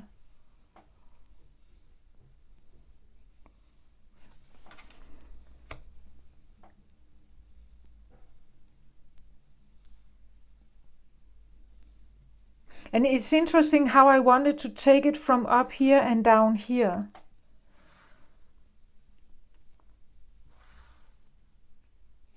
It comes across almost a little bit like if these are two different energies, yeah, and not energies in you, that this is one person and this is another. It comes across almost like up here someone wanted I get the feeling to be soothed, right? I want the love from someone, the care from someone here. But this one wasn't able to give it, right? They were grieving here. But now it's like it has been, something has transformed here. Let's have a look at the cards up here.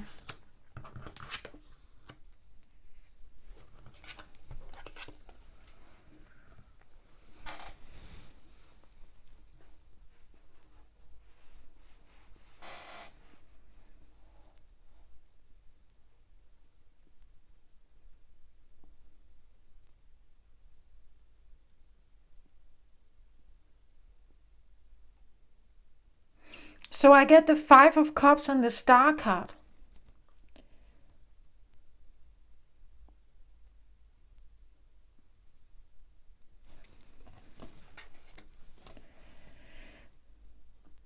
The Five of Cups here is, we see how he's looking back here. Five of Cups is typically a card of like remorse, a card of sadness and sorrow, something you hoped that would work out, didn't work out. It could be the loss, a feeling of loss, losing someone. It's like he looks back here, and then the cups are standing here. The cups are standing here. I get the feeling that the soothing element, the love element, seems like it's far away. Maybe it's even several love connections away. Like someone is regretful and feeling remorse and sorrow about something. Not seeing this before. Not seeing the value of something. Looking back and knowing that it's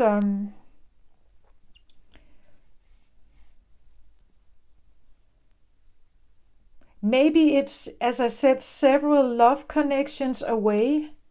So time has gone between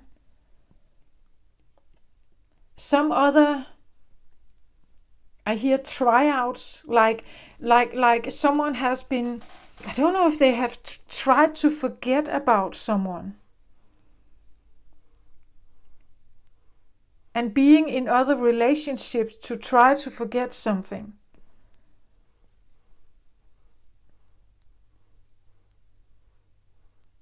Maybe that's also a naked truth idea, that you have to come clean with that, right? That someone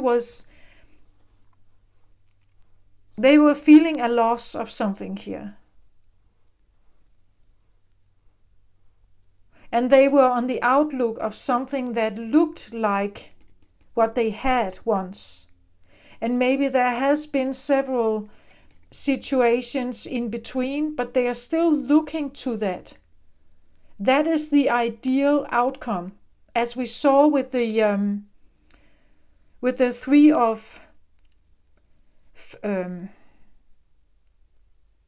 what was it?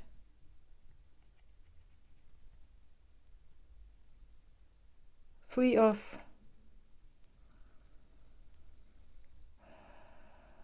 of Wands, I believe, in the beginning, the Three of Wands energy with the deer, right? The deer, someone reaching for the deer. That this is still the deer element, the ideal person, the ideal love here. And you have tried to find it, I think. You have tried to find it, but there has been several here. But it never compares with this. It never quite compares, and it's like you're looking for it. And there has been tryouts. I almost feel it could be tryout, could be the feeling of, I've dated so many people, but I'm still comparing with something very particular here. This is what I want to find. This is the the divine love. This is like, or the mother, right? This is the soothing mother energy I'm looking for. To calm my fire here, perhaps, right? This is the one I'm looking for. But the more I try to find someone here, the more I feel sad, but because it seems like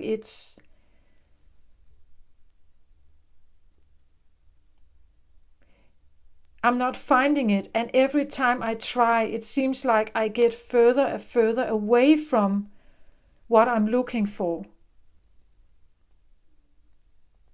We even see him like he's walking down a stairwell here, right? He's walking downwards, like walking down the rabbit hole, right? I'm walking down and becoming more and more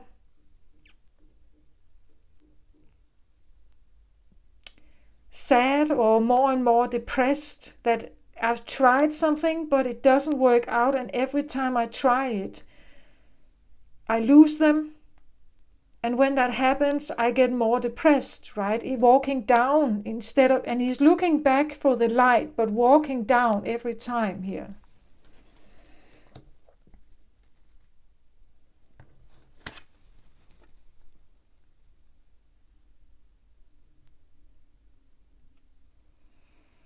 Then I get the star energy here. So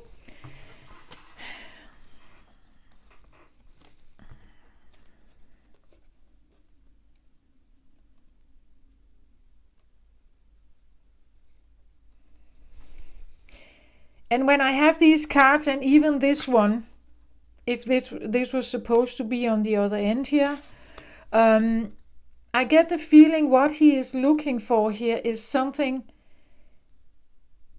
I want to say spectacular, something 1 in a million.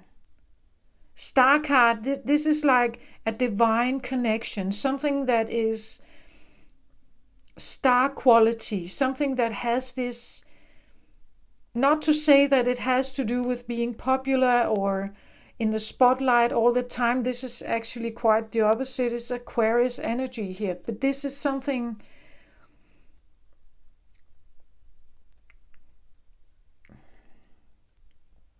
it's like looking for an angel, right? And this is the angel. Being on the outskirts of a true angel. This is the one you are hoping to find, right?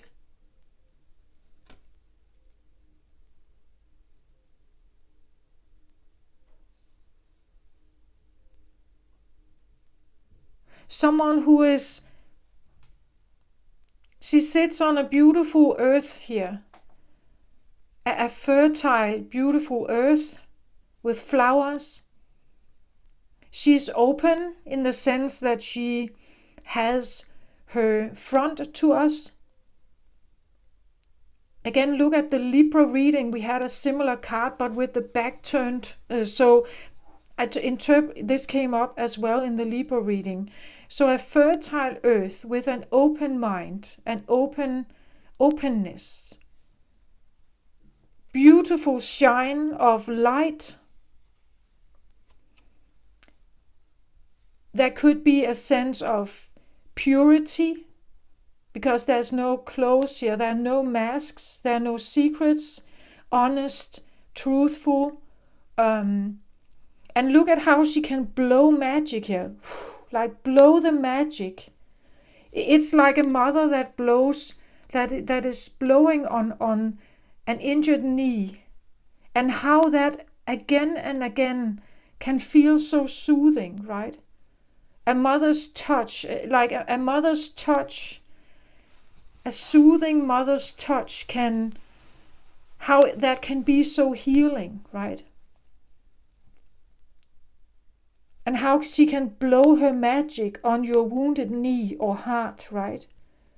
That you're looking for someone who can do like this one. So whether this is an angel you have seen, whether this is someone you feel like you've had in your life at once, but you lost them, Whether this is a mother you're looking for, or you're imagining someone here. You're imagining someone like this. Someone who can soothe something here. Because she comes with a certain light, a certain purity, a certain goodness, that she can soothe your pain, or she can rescue your heart, or help you come up the stairs again, right?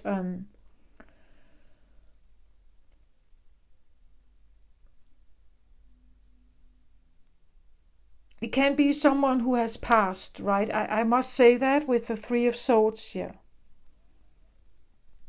But somehow over here, I feel like if this card was, as I said, I put it down here. If this card belonged up here, I really feel like this is someone who could see your value, and would blow their magical, soothing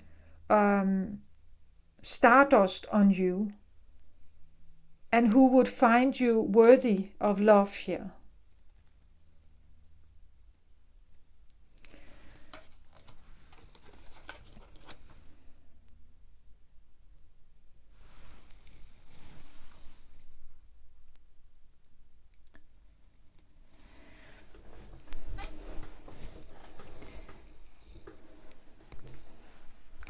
Why do I get the feeling like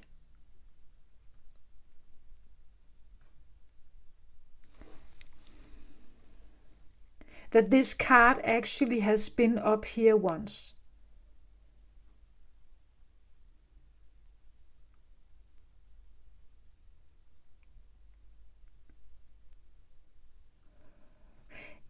But now it has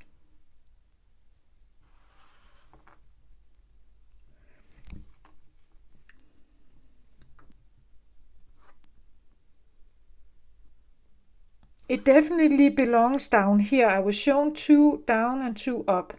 But I get the feeling it has, at one point it was here. And now it's here. I think it...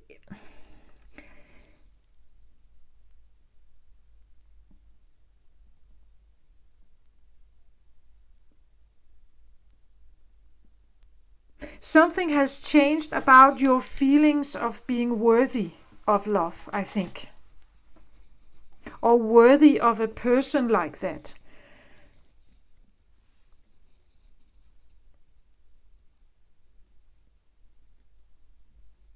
This is what the Moonlight Goddess is helping you to work through, I think.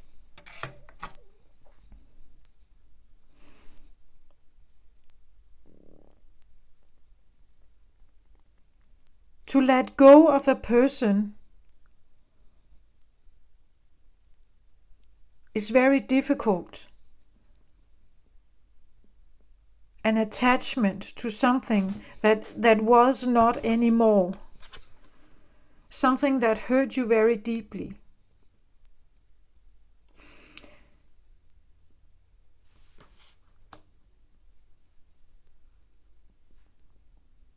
That could also but be what this is, that we sit here in this communication circle here, perhaps. Maybe it's a grief group. A grieving group session where you talk about loss.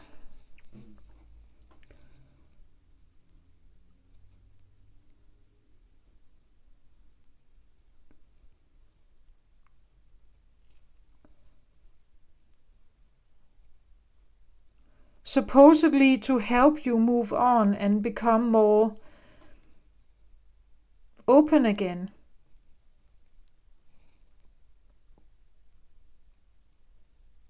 But it can also be the transformation. Let's say that this is the heartbreak here comes from losing someone, but maybe also by the reason why the loss came into existence maybe someone hurt you and it broke your heart here. Maybe they betrayed you and it broke your heart. And this is a transformation from a broken heart into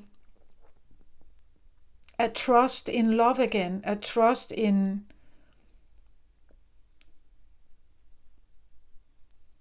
finding someone who is right for me, who believes in the same stuff I do, who is maybe romantic, who is and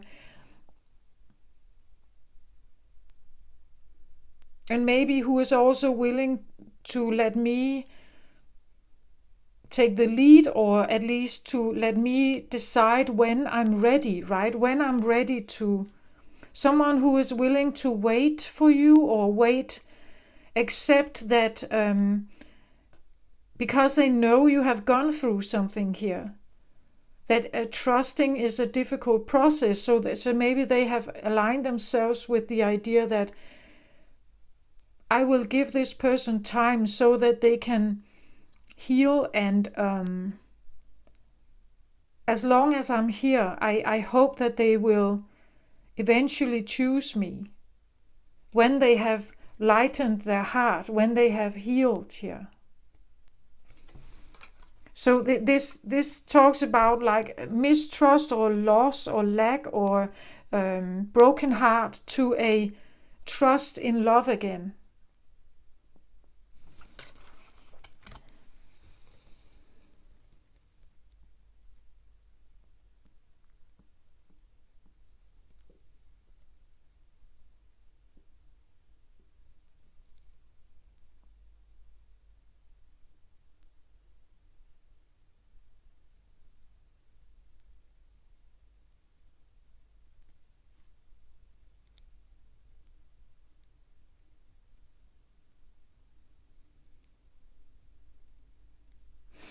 There's something about this energy here that I don't know, it's just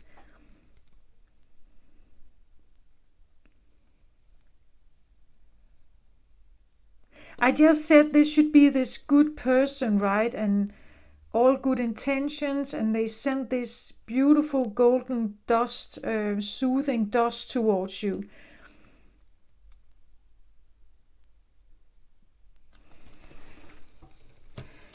But I also get an impression of, it could be that this energy is like constantly sending out something to the universe, right? It's like they're sending, maybe they're broadcasting something.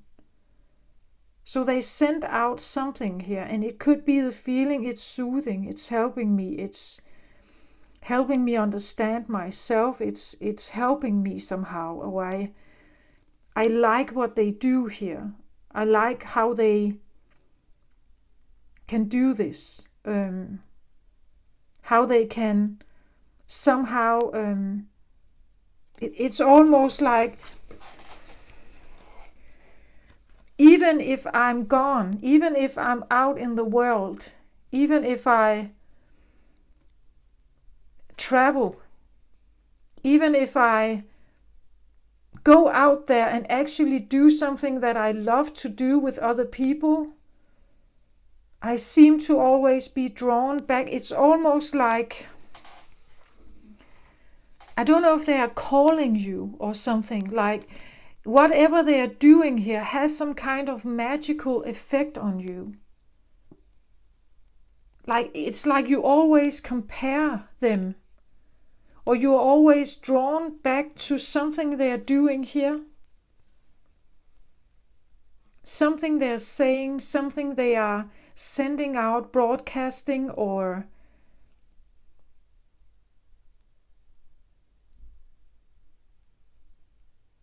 and it makes you look back, right? It makes you look back. It could be the feeling you can't leave it be. And therefore others, they can't compare somehow with what it is that this person did.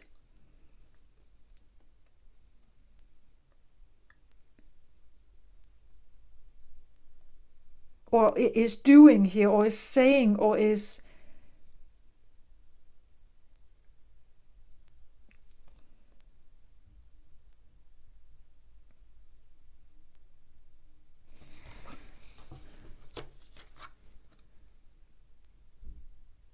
it's almost like I see it a little bit like a portal, right? It could be the feeling that this one is on the other side, that this one has died. They are in heaven, you could say. They are wherever you think they are. And it's like there's something that is lingering. The feeling you may hear them, or you almost feel the touch, this soothing, like they could blow stardust on you, or healing, soothing energy towards you here. And there's something they were saying, or something you hear, pick up on here, like psychically maybe pick up on something. And it's just like you can't leave it be, or it stands out, it's different.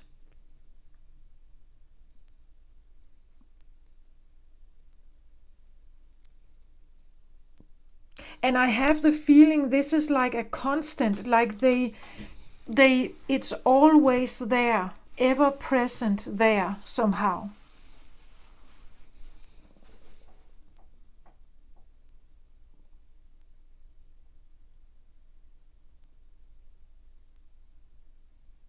It could be like an intuitive voice, your own intuitive voice that is guiding you, your higher self that is guiding you. It could be someone on the other side. It can be a helper, some kind of angelic guidance here that is helping you, that is wanting to soothe you, that is wanting to give you clarity maybe. But I somehow just get the feeling that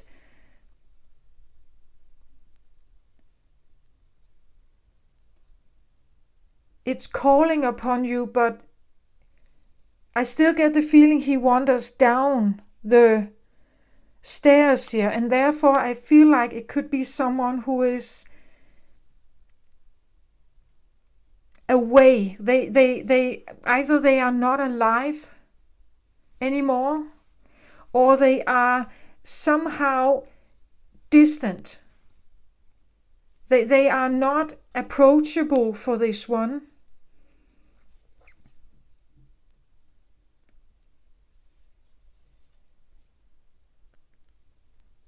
It could be that this one is, if this is someone alive, that they are at a distance here. They are at a distance. They are doing their own healing work. They're trying to follow their own star. They're trying to do their own stuff. But you pick up on it somehow. Scorpionic energy, you pick up on it. And I just get the feeling it's almost like a radio signal that is always turned on. Like you always somehow think about them, right? It's like the signal, what they are broadcasting here. It's I get the feeling of what they are blowing out here, like sending out in the ether here, is what you see come through here. Like the deer in the first card I drew, the Three of Wands, the deer card, now almost wanting to reach for it. But maybe you have tried to reach for it so many times, and every time you couldn't get it, or they didn't respond, or you got no message back, or you didn't feel like it was real, or you couldn't trust it. Every time you were left feeling like this. The Five of Cups is a grieving card, a sorrow, grieving, feeling lost, feeling tempted maybe by something, but it just didn't work out. Maybe the feeling that if I follow this calling, I will find my Two of Cups here. My true soulmate here. If I follow this calling, I will find it. Maybe at some point this was what you were working towards. But now I get the feeling this has changed. Changed into, I don't know what this is going to be. And maybe you have an anger here.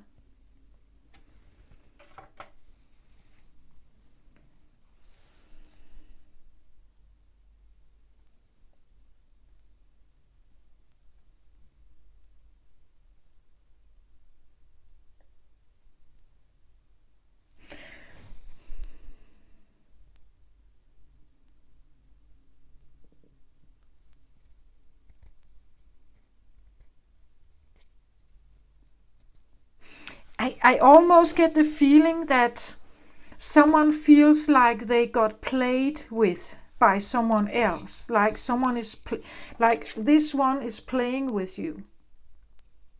Someone is playing with you here. Maybe psychically or something that is... When I look at her, she... I don't know... I think she looks quite friendly, quite thrilled with something. What she's doing here is something she likes to do.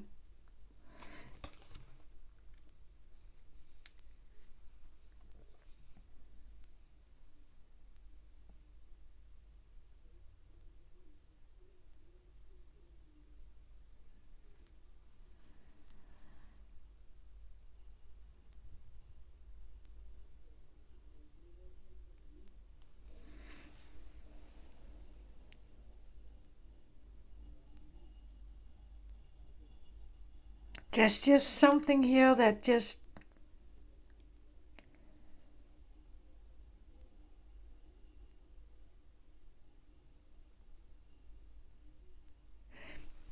It's like, yeah, I get reminded of this, but I can't do this anymore. That's what I feel about him. He's looking, and then, yeah, I see it, but I can't go that way anymore. It's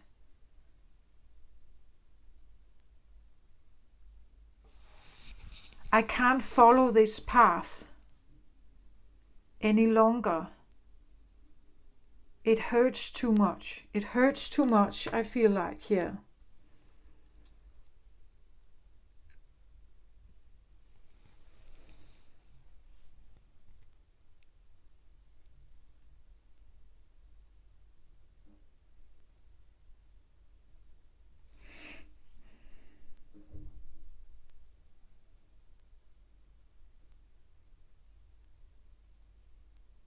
It's like my heart is on the line here. I throw in my heart, but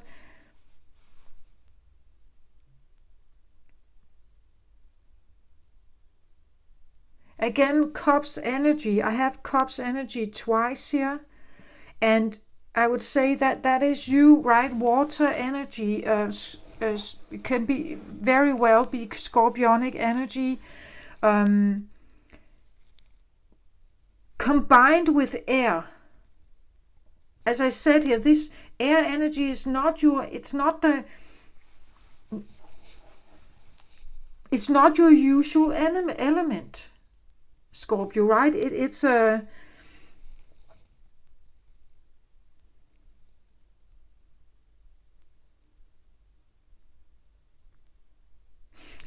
Again, this feeling of that, but I have tried something similar. I have listened to this to get to my Two of Cups, wanting to be smart about something to get to my Two of Cups. Yeah, it's just, but with this card, I get something about being worthy, that someone would see you as worthy. Again, the mother, right? Look at she is crowning him here, the mother. is crowning him,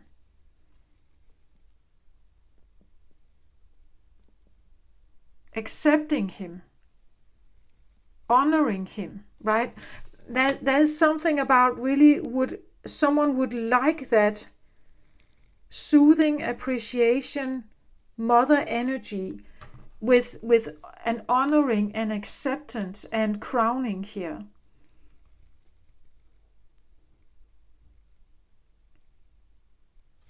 But somehow, so that you feel worthy, right? You feel worthy in someone's eyes here. Always comparing perhaps with a mother energy.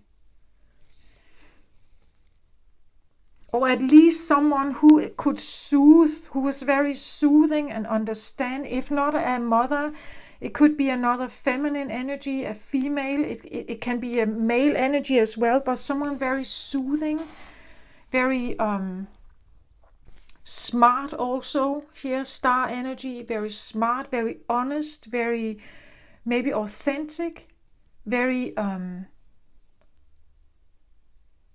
giving, nurturing and caring.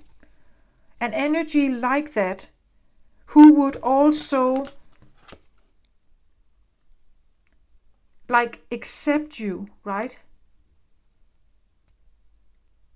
Crown you. So accept you and crown you and see your value here. That's what I feel like.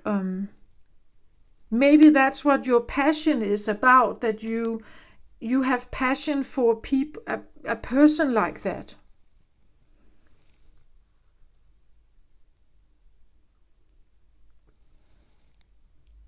But then again, there's something about the crowning is now situated here with 3 of Swords.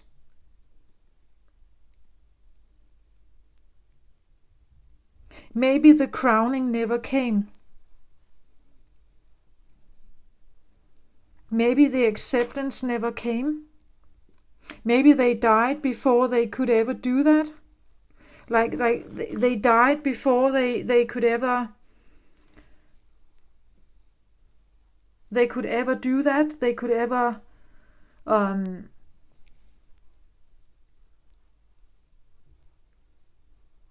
give you that appreciation, like an official appreciation, official crowning, official acceptance.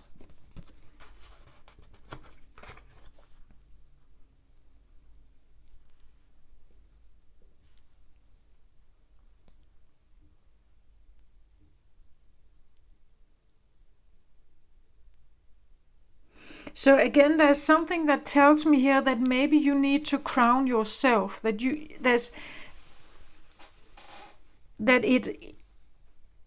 it's probably not these 2 cards together here. They are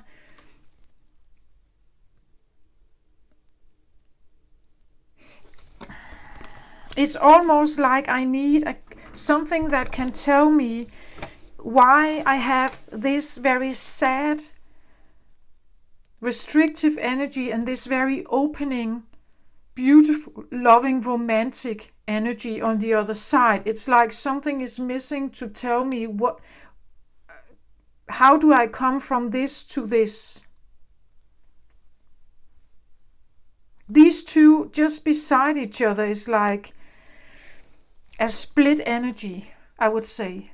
If someone is experiencing this, this is a split energy. Hurting deeply on one side and wanting to find love on the other. Well, we have experienced this, I feel like. But as I said, this is a very romantic, open, white cloth, a white dress, meaning that she's pure, she's open, there are no hard feelings. There's nothing in the way of her entering into something new here.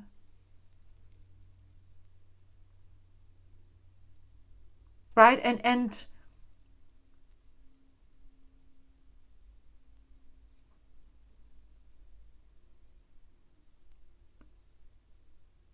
That's what I feel like, that it's like something is missing here to clarify why we have these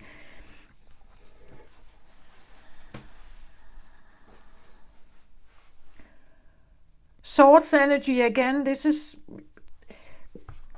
a lot of sadness. The words that are connected with this, the thoughts, the feelings, the thinking that relates to this is very painful. And somehow I get the feeling of regret here, like feeling guilty, or maybe being angry with God if you lost someone here. Why should that happen? Feeling helpless.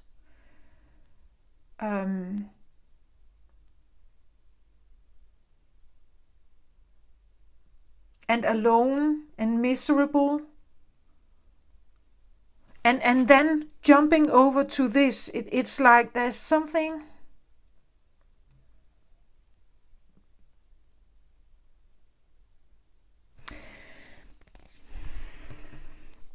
Can I get a card on why should this move from this to this?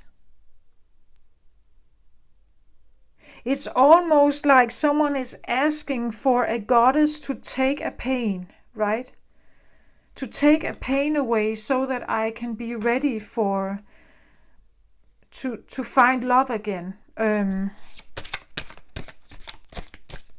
To find can you take my repressed emotions here? Can you transform them? Can you heal them? Can you do that for me? Right?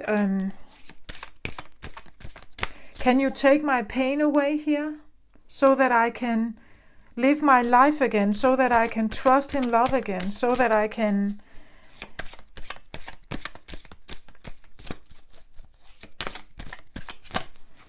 That could also be why we have all this, why we have all the black stones here, that you feel that your life is like this, right? That you feel your life is,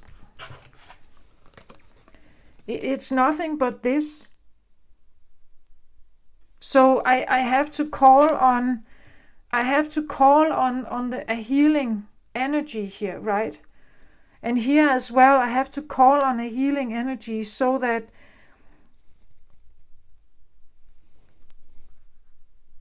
I can heal, or we can heal, or something needs to heal here.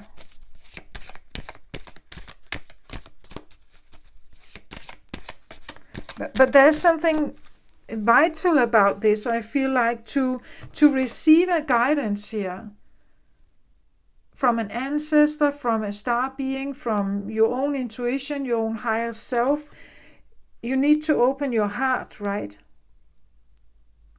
If you sit in grief and loss and lack, it's difficult to hear or receive this healing, soothing energy here. The same here, if you are in a feeling of grief here, it can be very difficult to allow love in.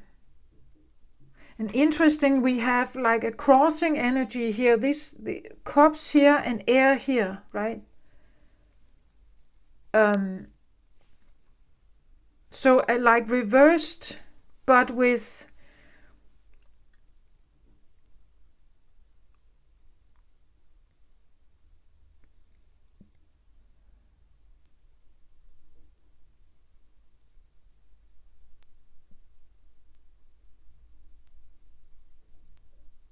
yeah.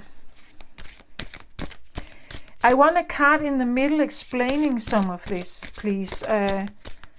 Cups crossing, air crossing.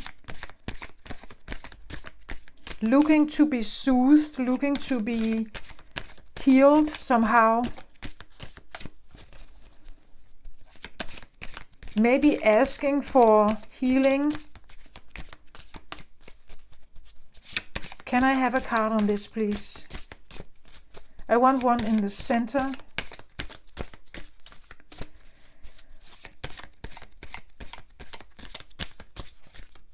It's almost like both energies are looking for the same thing.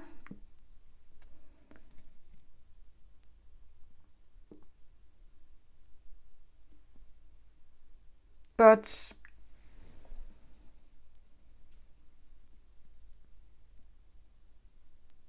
both need to open their heart to trust something here.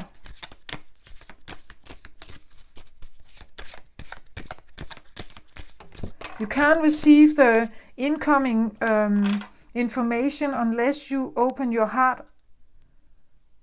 You're willing to trust something.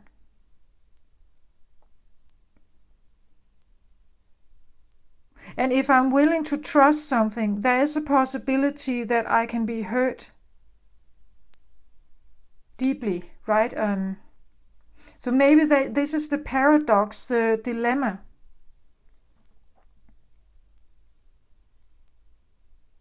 I had a flyer here, Ace of Cups in reverse, just a flyer, but difficult to take in love, right? Difficult to open up.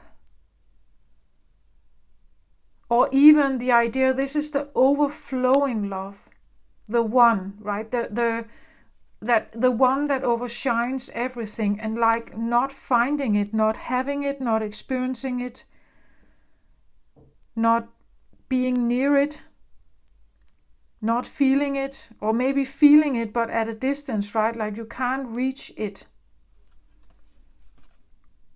This is like an offering from the divine, a divine new beginning in love, right? This, you would say, a higher love, or a love that is special here.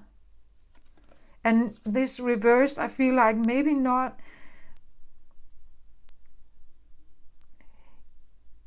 Maybe like your heart wants it, right? But at the same time, your heart is protective. Not able to, or not willing yet, maybe, to open up to something. So a common denominator here, please, in the middle for all of this, please.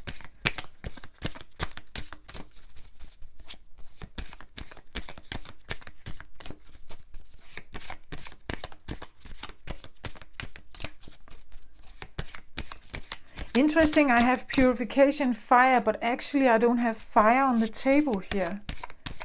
So is there a fire element that kind of stands in the way of this?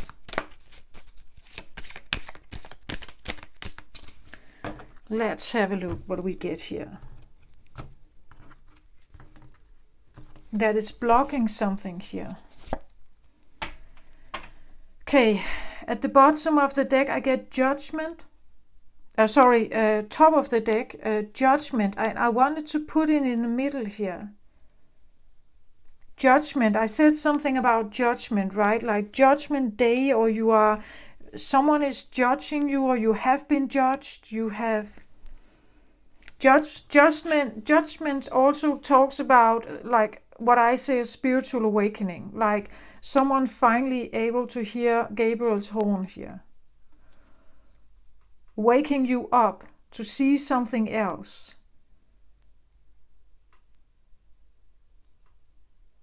And that could be it also. Why I have the star here, why I have this feeling of something, the portal, something psychic or something here, that it's,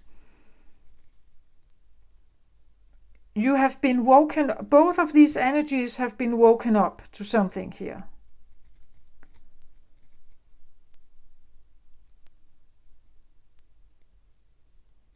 On one side, we have someone who feels lost in love, I feel like. But I also feel like how they have had tryouts on this, and the further along the road they come, they walk down the stairs. So they are feelings about this become darker or more sad, more lonely, more depressed maybe. And then they hear a judgment call here. They turn around and they hear something. Something is trying to come in here and send you some kind of guidance here. Down here we have someone grieving. Grieving and feeling, I still get the feeling of some kind of guilt here. And a long period of winter. And the judgment here talks about definitely heart healing. And I get the feeling of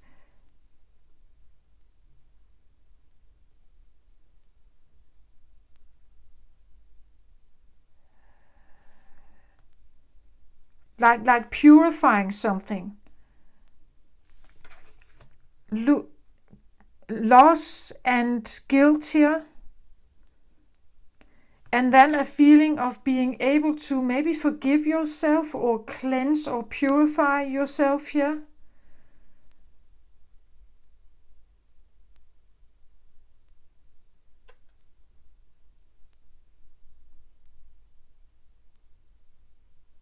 And the feeling of being worthy again.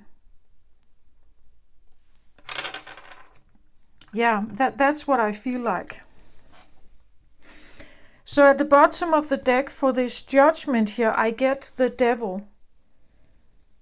So this is very difficult energy. You have been woken up here because something is definitely hindering something here. And the devil is,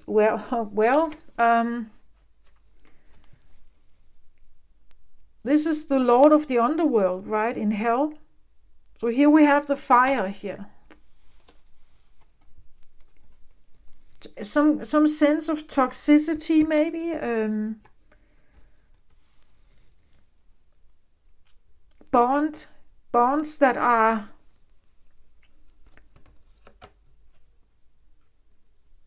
maybe not very healthy. Not healthy bonds with people. Maybe that's why you also feel very unhappy over here, right? This Five of Cups here. Like you have tried out some relationships, I think, but they have just harmed you, I feel like. And the feeling of walking like lower and lower and lower down on the downstairs, walking downstairs, right? The further, like you're walking towards the underworld. You're walking further and further down here. Becoming more and more miserable, right?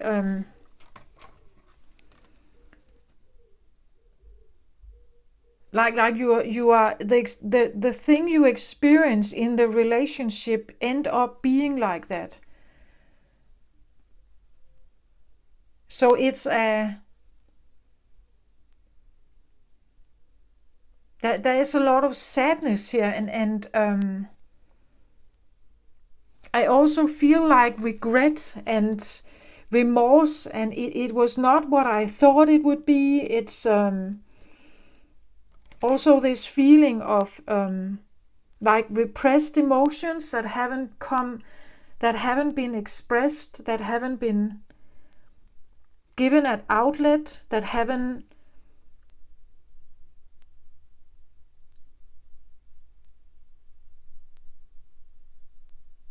there could be a feeling of ties, right? And maybe asking for some, that the moonlight goddess here could be the one that also wants to assist here. That wants to come in and assist in a situation here. Maybe with someone else. Assist you in releasing yourself from something, I think here. Because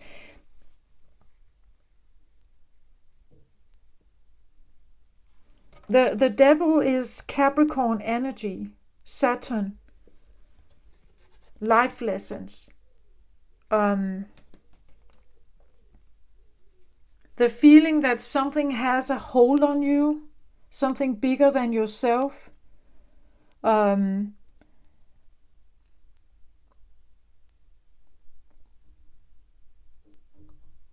Because these two energies are almost opposite, right? This is like divine intervention. This is underworld. Right? They're like this. And we are just the people in between here, right? We are the people on earth living our earthly life with our life lessons and everything. And it's like there's a tie that has been presenting in your life. It's the underlying energy. This has been going on, and therefore there is an intervention here. Therefore, there is a need to purify something, understand something about the relationships you have been in, the relationships that were supposed to be founded in love, but I get the feeling it was not love here. Like 5 of Cups and 3 of Swords, these are very heavy energies. And they all have to do with relationships, right? But I also get the feeling that it's a transformative wake-up call here to tell you that you can do differently.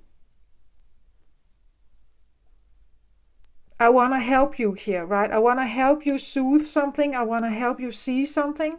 So I'm sending you some information here. Star is like air energy here. It's communication, you could say. Knowledge. It's something that comes to you. It could be telepathically.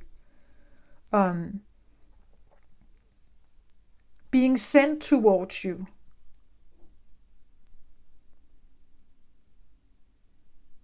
Getting you out of some cave here. And here we have someone very in their mind, but it's all about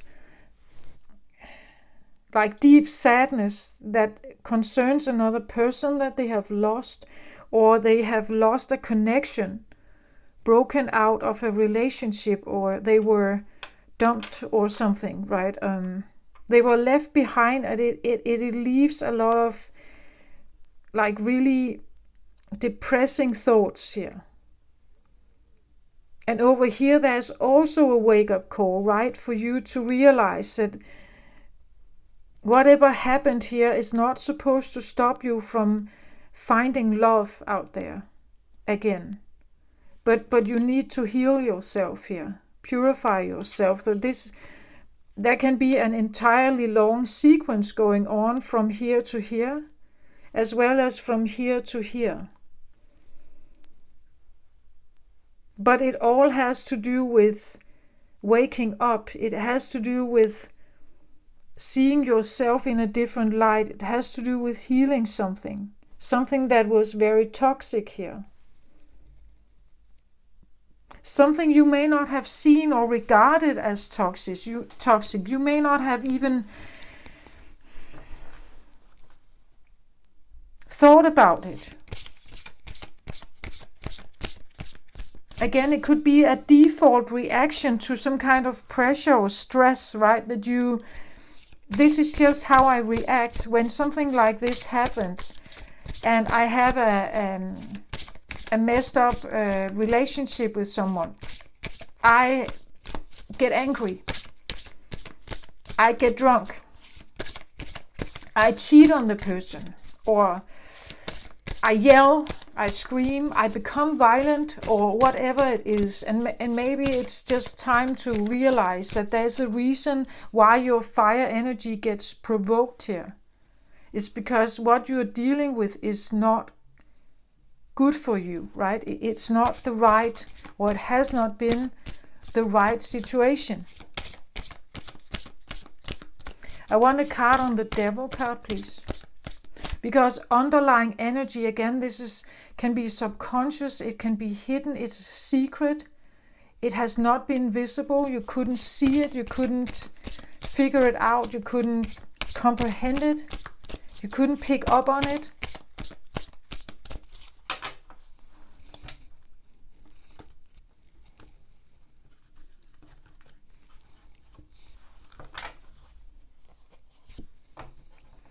Himself card. I must say, when I get this one, well, it could be about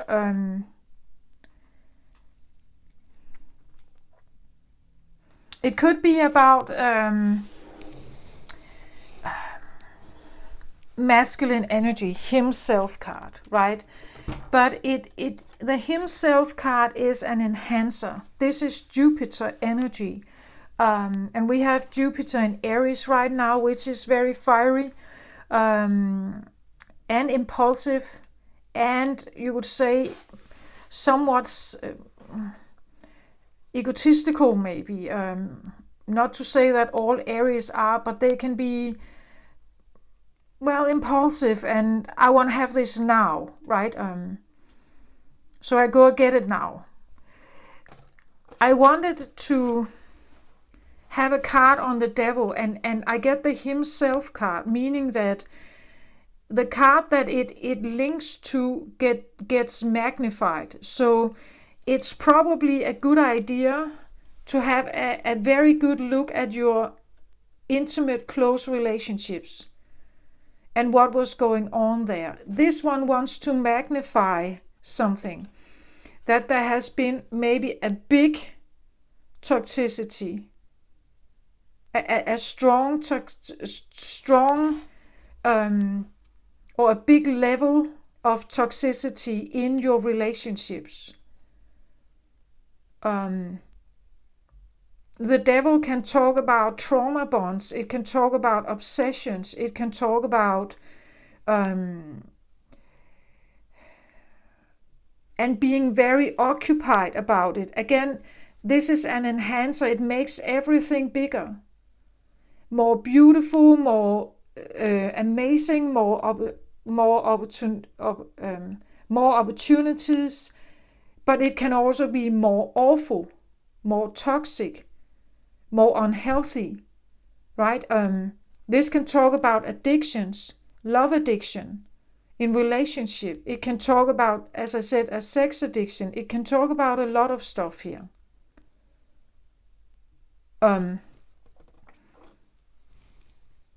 The self card here is, for me also,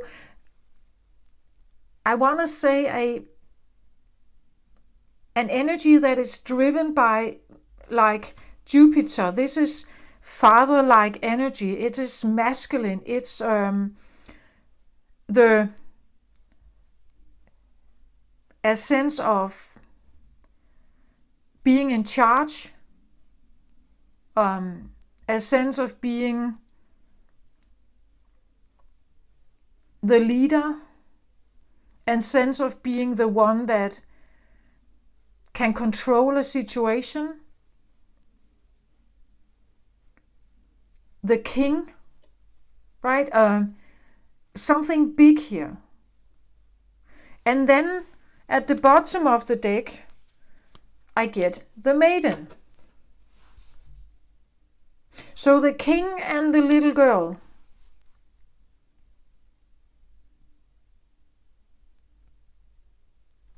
And then the devil between them here.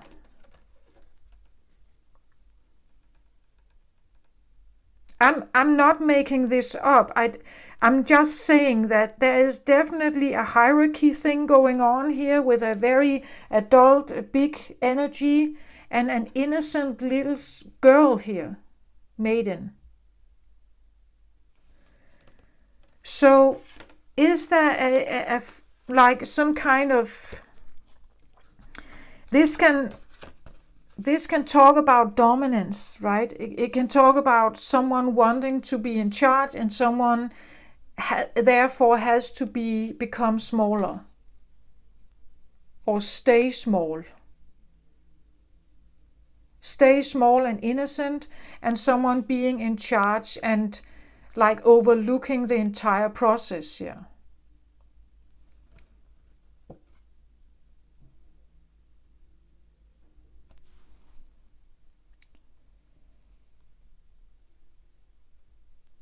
I don't know, Scorpio.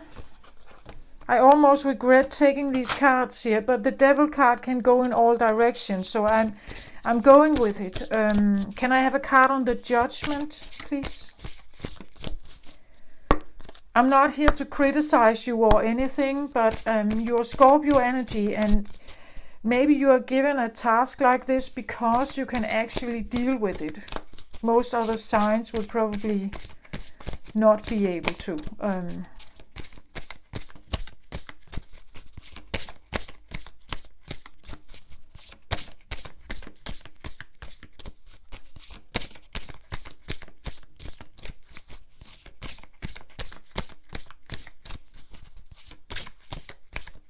But I also feel like with a Judgment card that reveals toxicity, it would be easy to want revenge, to want to get even. If I was betrayed, if I was linked to something, if I was lured into something that I didn't know about because I was the maiden, I wasn't aware, I didn't know, then I want out. And maybe I want to get even because now I feel revengeful, I feel angry here, right? But somehow I still get the feeling, I'm not sure you want to solve it like that, because if you do that, you become like this. And I think you know that. It's like doing the same thing is just creating more of it. That's what I feel like. You go for the wholeness. It's the wholeness, the healing and the wholeness that you want. Not more chaos, not more pain, not more hurt, not more conflict, not more drama. The singer of courage, yeah, definitely. Judgment. Listening to this voice here. Working with this awakening energy takes courage.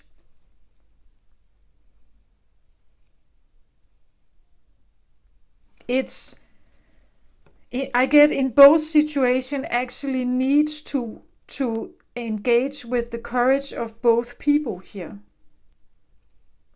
Someone up here may need to listen, learn to trust and listen their intuition, open their heart to it and learn to listen to their intuition. And that may take courage to trust in something where you feel like all my life I have been guided in a direction that just hurt me more and more, and now I'm supposed to just trust. And the same thing down here. It's a path of learning to trust who you are instead of being linked here with the change here, being linked to someone or something else that has been controlling your life perhaps.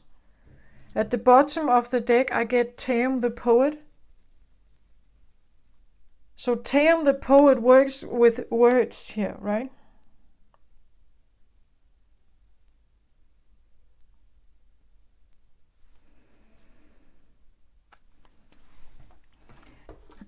He's a wordsmith, this one. He has a way to know how to use the words. The poets are those people who can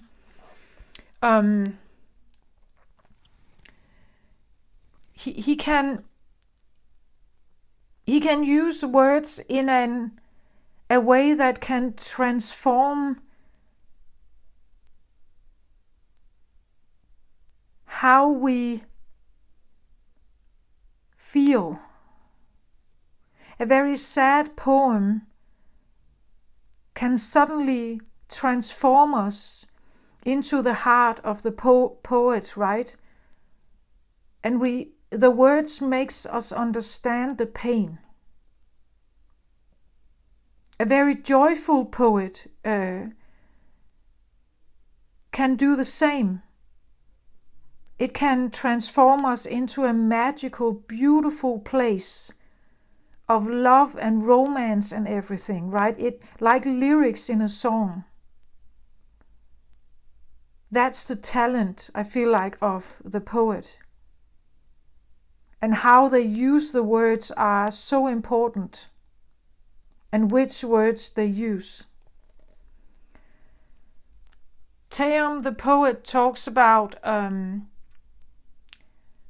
that youthful spirits and energy is about.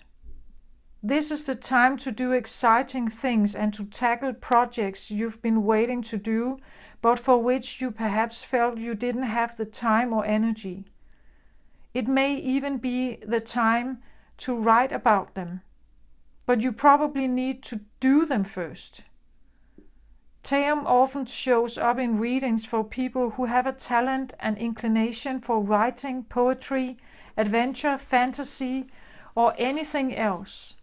Possibly the only thing he ever gets very serious about is his writing, and he will spend all the time he needs searching for just the right word.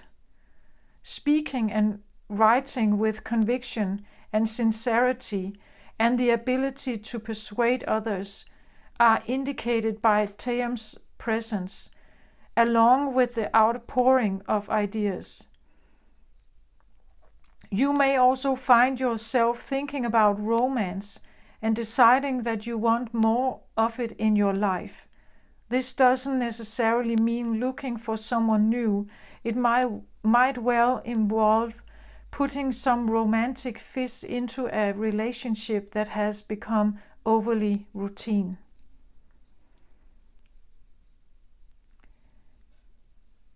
It is a young apprentice shaman energy, barely beginning on the path,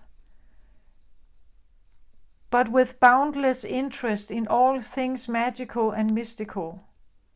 He'll try anything and encourage you to do so as well, but you may find it advisable to show a little more sense than he does sometimes. He plays the panpipe, but not very well. He also chases the dryads and has much more success at that. He has a lust for life, wine, females, and song. He claims he was born on the Blarney Stone, and consequently has a wonderful gift for words. He loves children, writers, adventurous, uninhibited spirits. He is a storyteller with a great imagination and has the power to inspire others to action with his words. So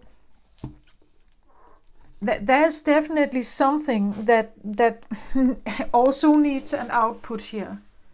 Maybe it talks about transforming whatever you're feeling here, even if it's anger or it has been obsession, it has been desire, that transforming that into words and talk about it here, write about it, write your life story maybe, write about a certain love situation you have gone through that has taught you so much maybe. But it still requires courage here to do so.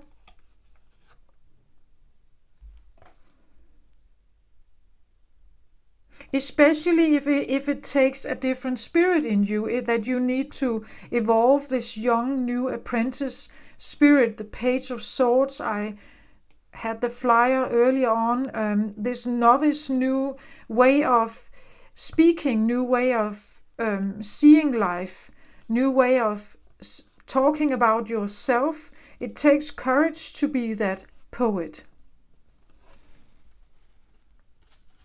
especially if you want to write about it, like publish something, like put it into the like a radio cast or something, like a podcast or something. It takes courage to somehow change some of the woundings or something you have experienced into something else that is creative, maybe different, a novice-like new approach to life, perhaps, or to. But that's what the judgment here encourages you to do, to find a courage to somehow, I feel like maybe overcome some kind of block, a writer's block, a singer's block, a communicative block.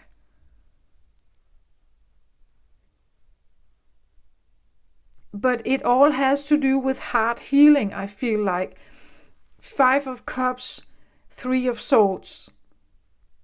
Definitely both cards very like sad and sorry and filled with loss and lack and loneliness,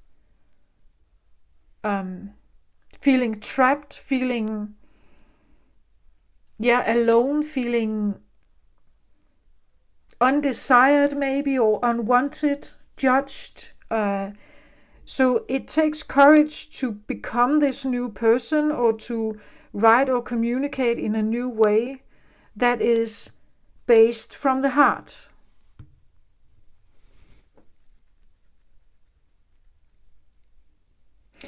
Especially if you feel like there's something after you here. Because this devil is quite big, right? As the himself also. This is the feeling of like Jupiter, like a big energy that is judging you or keeping you stuck or keeping you trapped somehow. And maybe it takes courage to be a little person here, doing and talking about who you are. Still maybe not sure whether someone here is going to take revenge. What if that energy is going to hurt me somehow? That takes courage, right? To break from something, or at least to try to break from something. To put in some seeds that can take you somewhere else. Put in seeds that can take you somewhere else. And I feel like it has to do a lot with your words. How you see a situation, and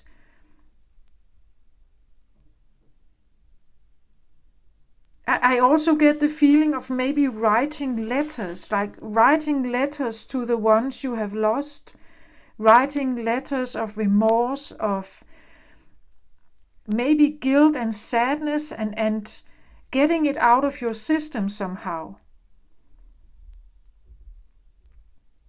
Writing a love letter to someone you have lost. Maybe not sending it, but writing it. Getting the emotions out, getting the sadness out. And taking your time, picking the right words. Writing a song, maybe. A song that could really, that is healing for you. It shows, or it reveals some emotions that you need to express somehow.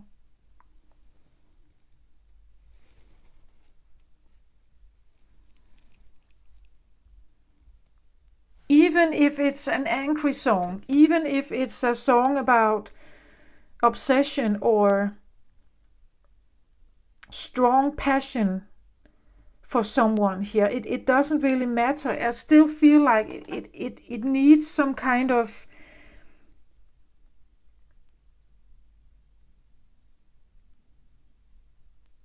getting it out on paper. You can decide what you want to do with it. If it has to do with your pain and you're writing your pain out on paper, you can burn the paper. And you can ask for the universe here to help you release that from your body, release it from your timeline, release the bond or something here that you may feel to someone. Asking maybe Archangel Michael to help you cut cords with something that you feel you have been restricted to here.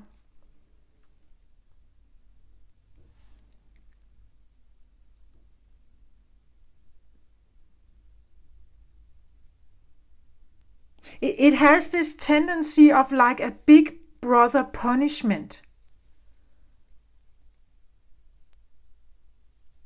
Like someone is judging me here, and it has this big brother punishment. Saturn, Jupiter punishment feeling that I'm somehow bound in this, and I can't get out of this somehow. Then I'm punished. I'm punished with bad love relationships. I'm punished. I lose them. I break my heart. So how am I supposed to trust in something else here?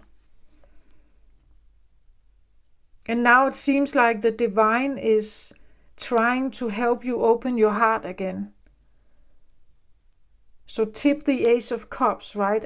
From reversed into upright. So you trust again. Because a reversed Ace of Cups could also talk about not wanting to hear, like letting your heart be filled up with, you could say, grace here. With the grace of heaven.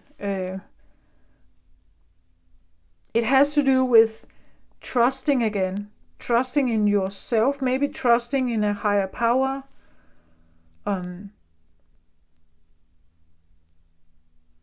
But something is definitely calling someone up here, and here I feel like it has to do with courage to. I get guilt here, maybe courage to forgive yourself for some kind of guilt here. Something that has been freezing you here. It has been keeping you in a frozen state of mind. Or like a coldness here. And needing to, again, fill up your heart with love, right?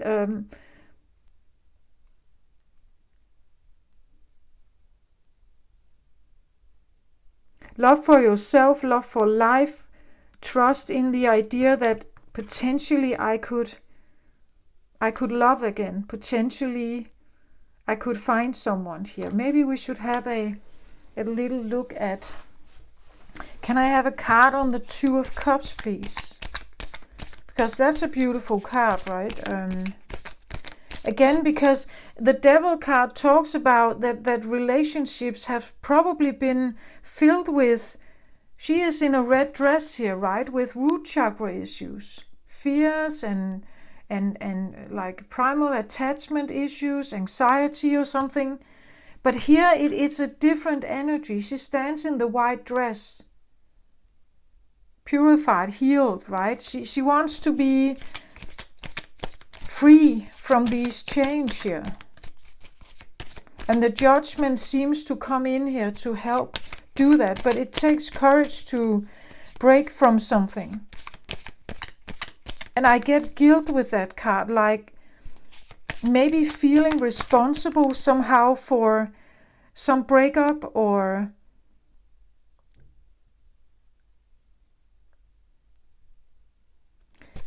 I don't know, maybe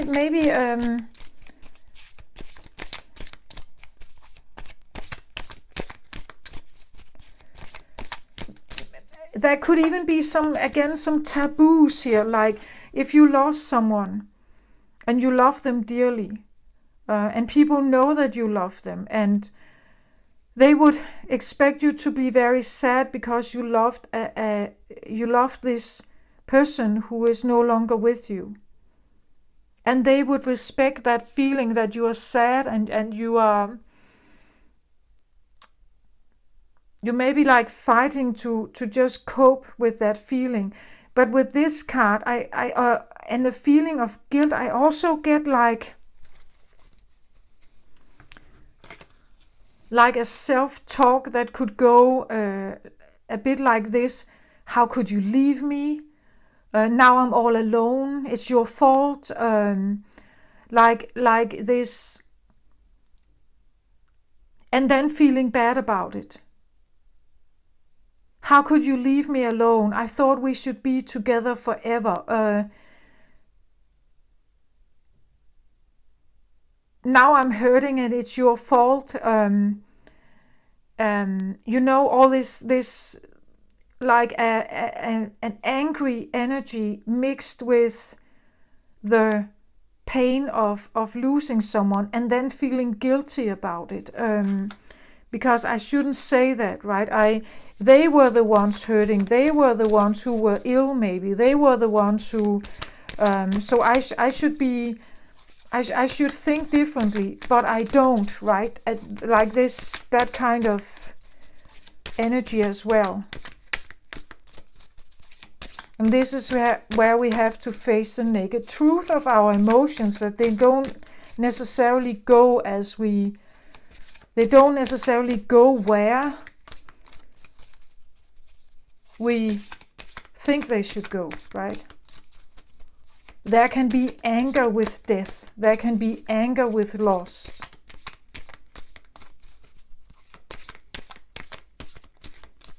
There can be an emphasis on your own needs because you've lost something.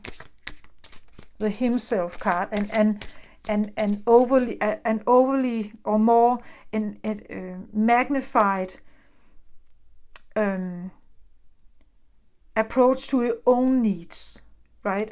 Being much more...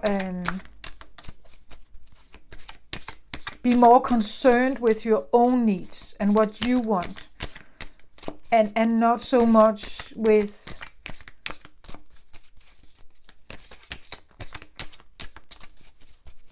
what others may want.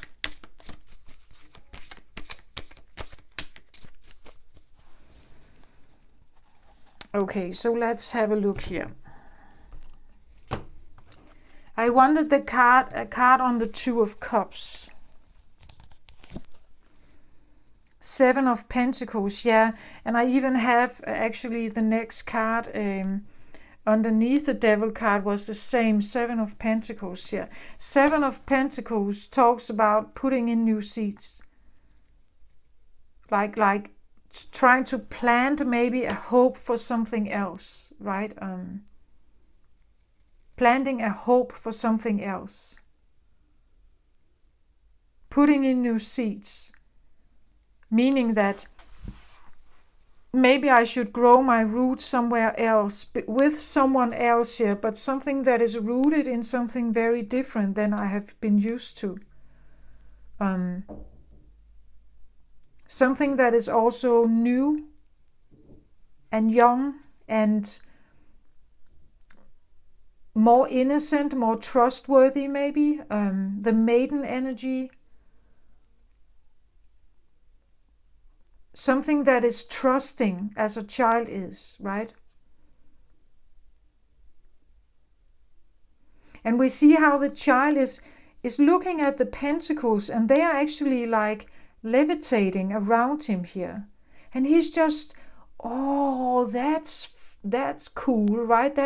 They're beautiful, right? He's just amazed by it.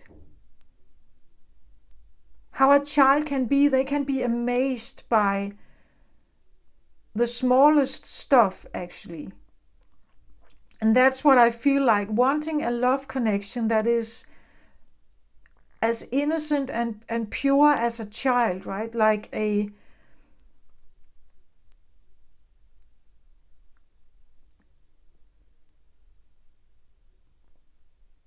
and trusting, right? Trusting that what is happening is with good intentions and with a pure heart. like a child has.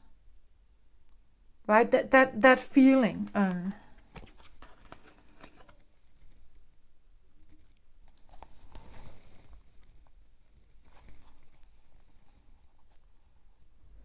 And at the bottom of the deck, I get the Knight of Pentacles here. Yeah, this is so a pure-hearted knight, maybe here. The Knight of Pentacles is something trustworthy, I feel like. We have Pentacles twice here. Something grounded, trustworthy, innocent at heart, pure, romantic. The Knight of Pentacles is also someone who can protect you, right? Someone who has an earthy approach. Someone who has your back. Not overly protective, but protective. It's a knight here. Again, look at how she is. She presents almost like a queen, and the one kneeling here like a knight, right? Like you would like someone who is, I don't know if I would say serving you, but they would be loyal to you, right? They would be loyal to the purity you have, or the purity within the relationship. They would be honored to be the knight who protects you, right? They would be honored. Knights operate by a code, by honor, by they want to lay down their life for the king or the queen, right? They have sworn an oath. That's what I feel like. You would like someone to swear an oath to you.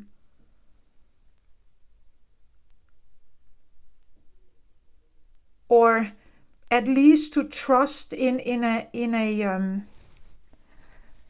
relationship, that someone, if you ever bind yourself, or bind, I'm not sure you want that, but if you ever engage in a relationship again here, Two of Cups, a romantic relationship, it has to be someone who is pure at heart, like a child, grounded, who is willing to,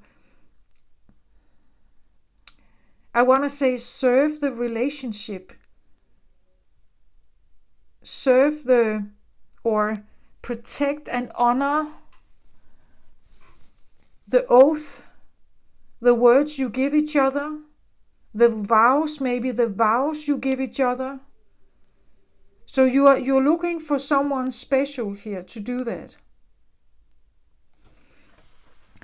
And this is what you are working towards, I feel like.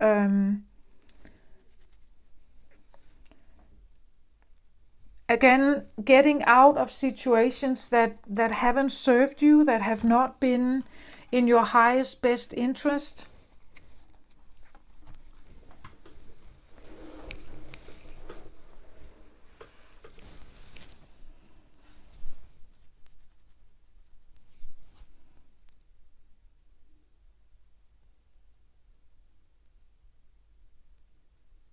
And I really get the feeling that there's something about her now standing. She is in charge of this crown, or crowning, or the vows, or it's like she is the one that pulls the strings to get something to happen, or not, right?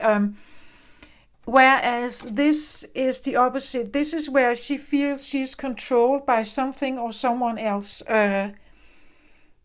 That something was a bigger driver here. Someone was pulling the strings, and it was not her. It was not her who did that. I'm not to say that she has to be in charge and now she is the domineering one, or she wants to rule over someone here. That's actually not what I feel like.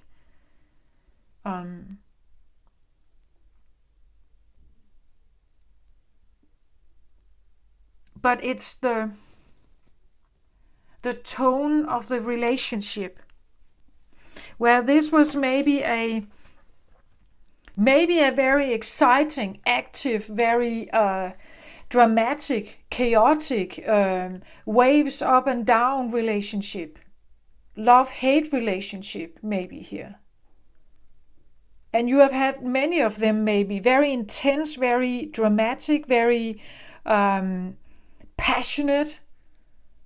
When the sex was very passionate, but then you broke up, and then you have make-up sex, and then you have like heated, very fiery arguments, like this, like that kind of energy. It could be very chaotic, dramatic, chaotic. And maybe it's a pattern. You could see some kind of pattern. Again, looking back at different tryouts here. And I just get the feeling that at least you want to be able to have your say here. At least you want to be able to pick who you want, right? At least you want to be able to learn more about the person before you crown them here. Two of Cups, again, Cups energy, it's not in a hurry. Cups energy has time. It says, love is patient, love is kind, right? There's no rushing. There's nothing. You can take your time to get to know that person. You can take it slow. You can decide. And the reason why you can do that is because you have gone through something. You have purified yourself of something here. You had the courage to go through a healing process. And you are definitely worthy to find something else, something beautiful here, and take your time doing that. Looking for whatever it is that you are looking for. It can even be that this talks about a process inside yourself, that you need to unite some energies in you, purify some energies and unite them. And it's all in a process that you take care of.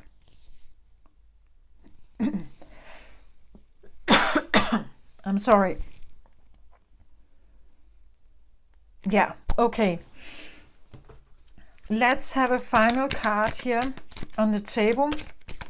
I want to say an advice card here.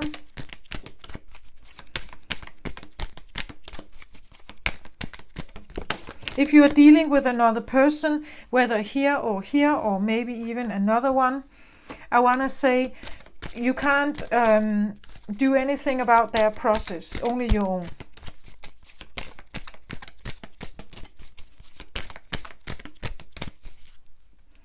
A flyer here, Sisters of Growth. So an advice card would tell us here that this is just about divine order. It's a cycle of growth. You are in a process of growing as a person or as a soul.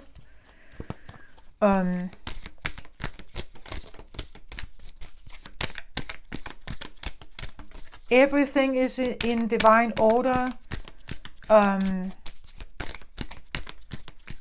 Or is happening according to divine order.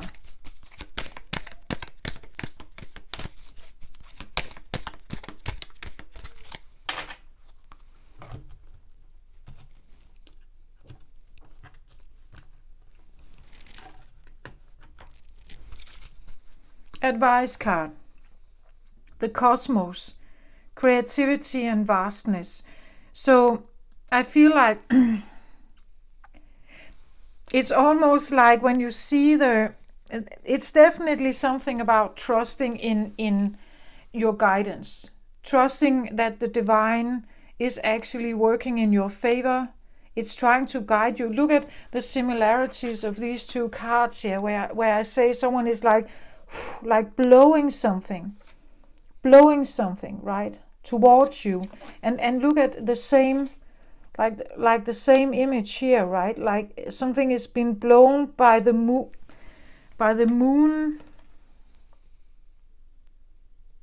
light goddess maybe, by the moon here, by the cosmos, by the big cosmos here, blowing something towards you here. You just have to pick it up. Oh, sorry, this one. The advice card, I want to say, maybe be creative, as it says. Try to pick up on the creative impulses you may get to write, to sing, to communicate, to write poems, to write lyrics. Maybe we are painting, maybe we are not writing, but with the poem here, I feel like there's something about words. Maybe you need to communicate something.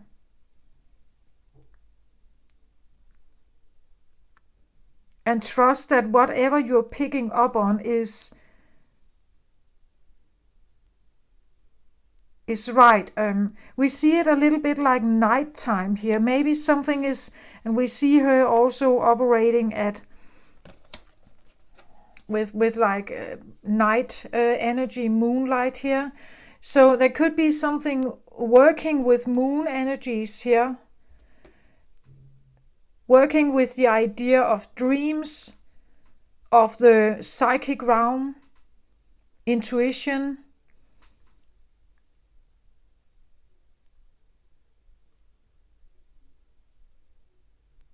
There could be something about moon also represents emotions,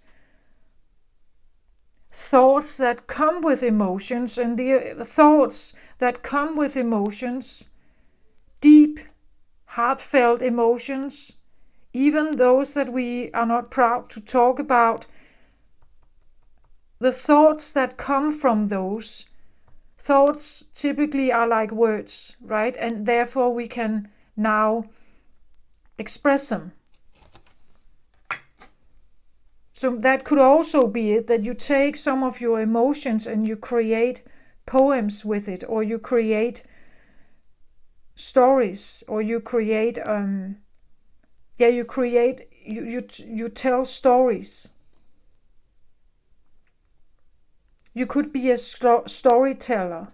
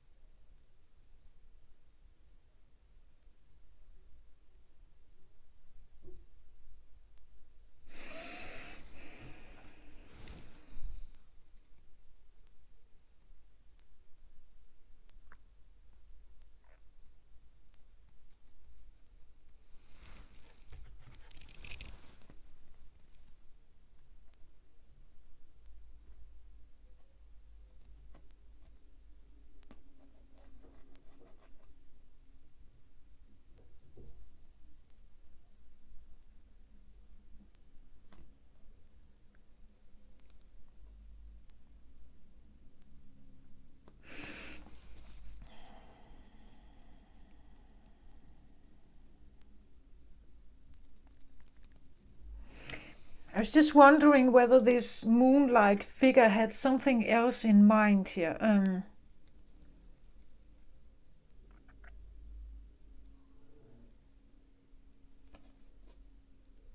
Moon can be an expression of mother. It can be an expression of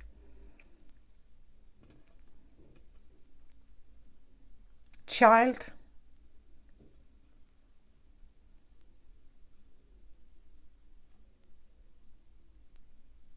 It's almost like a whispering, like it's whispering something. Something that, and when I look at it, it's like we have I see it like a castle down here. Like it's almost like it's whispering something to an entire community, to a city. Maybe something you are hearing or something you pick up on needs to be spread out. It needs to, like being broadcasted, like radio broadcasting or something. If you're writing, if you're singing, or you're creating music, you're painting or something, that something, it's almost like it should spread, right? That the word should spread somehow. Yeah, that's what I feel like.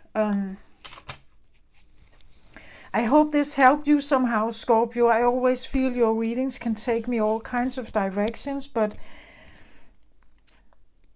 yeah, I hope this,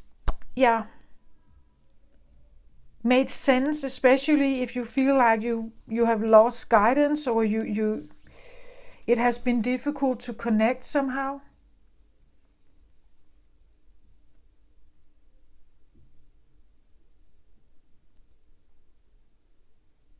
But creativity is linked to the feminine energy, so I feel like it very much has to do with the feminine, the feminine part of us that has been neglected, right? And we both have, both men and women have feminine energy, so it's not only females, right?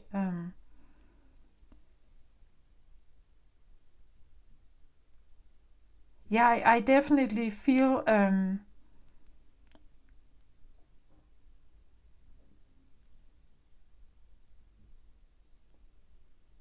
but I also see it's a difficult path. Trusting again is a difficult path. Being nurturing again, maybe being receptive and feminine again, takes courage, right? Especially if you have been dealing with something domineering or something here.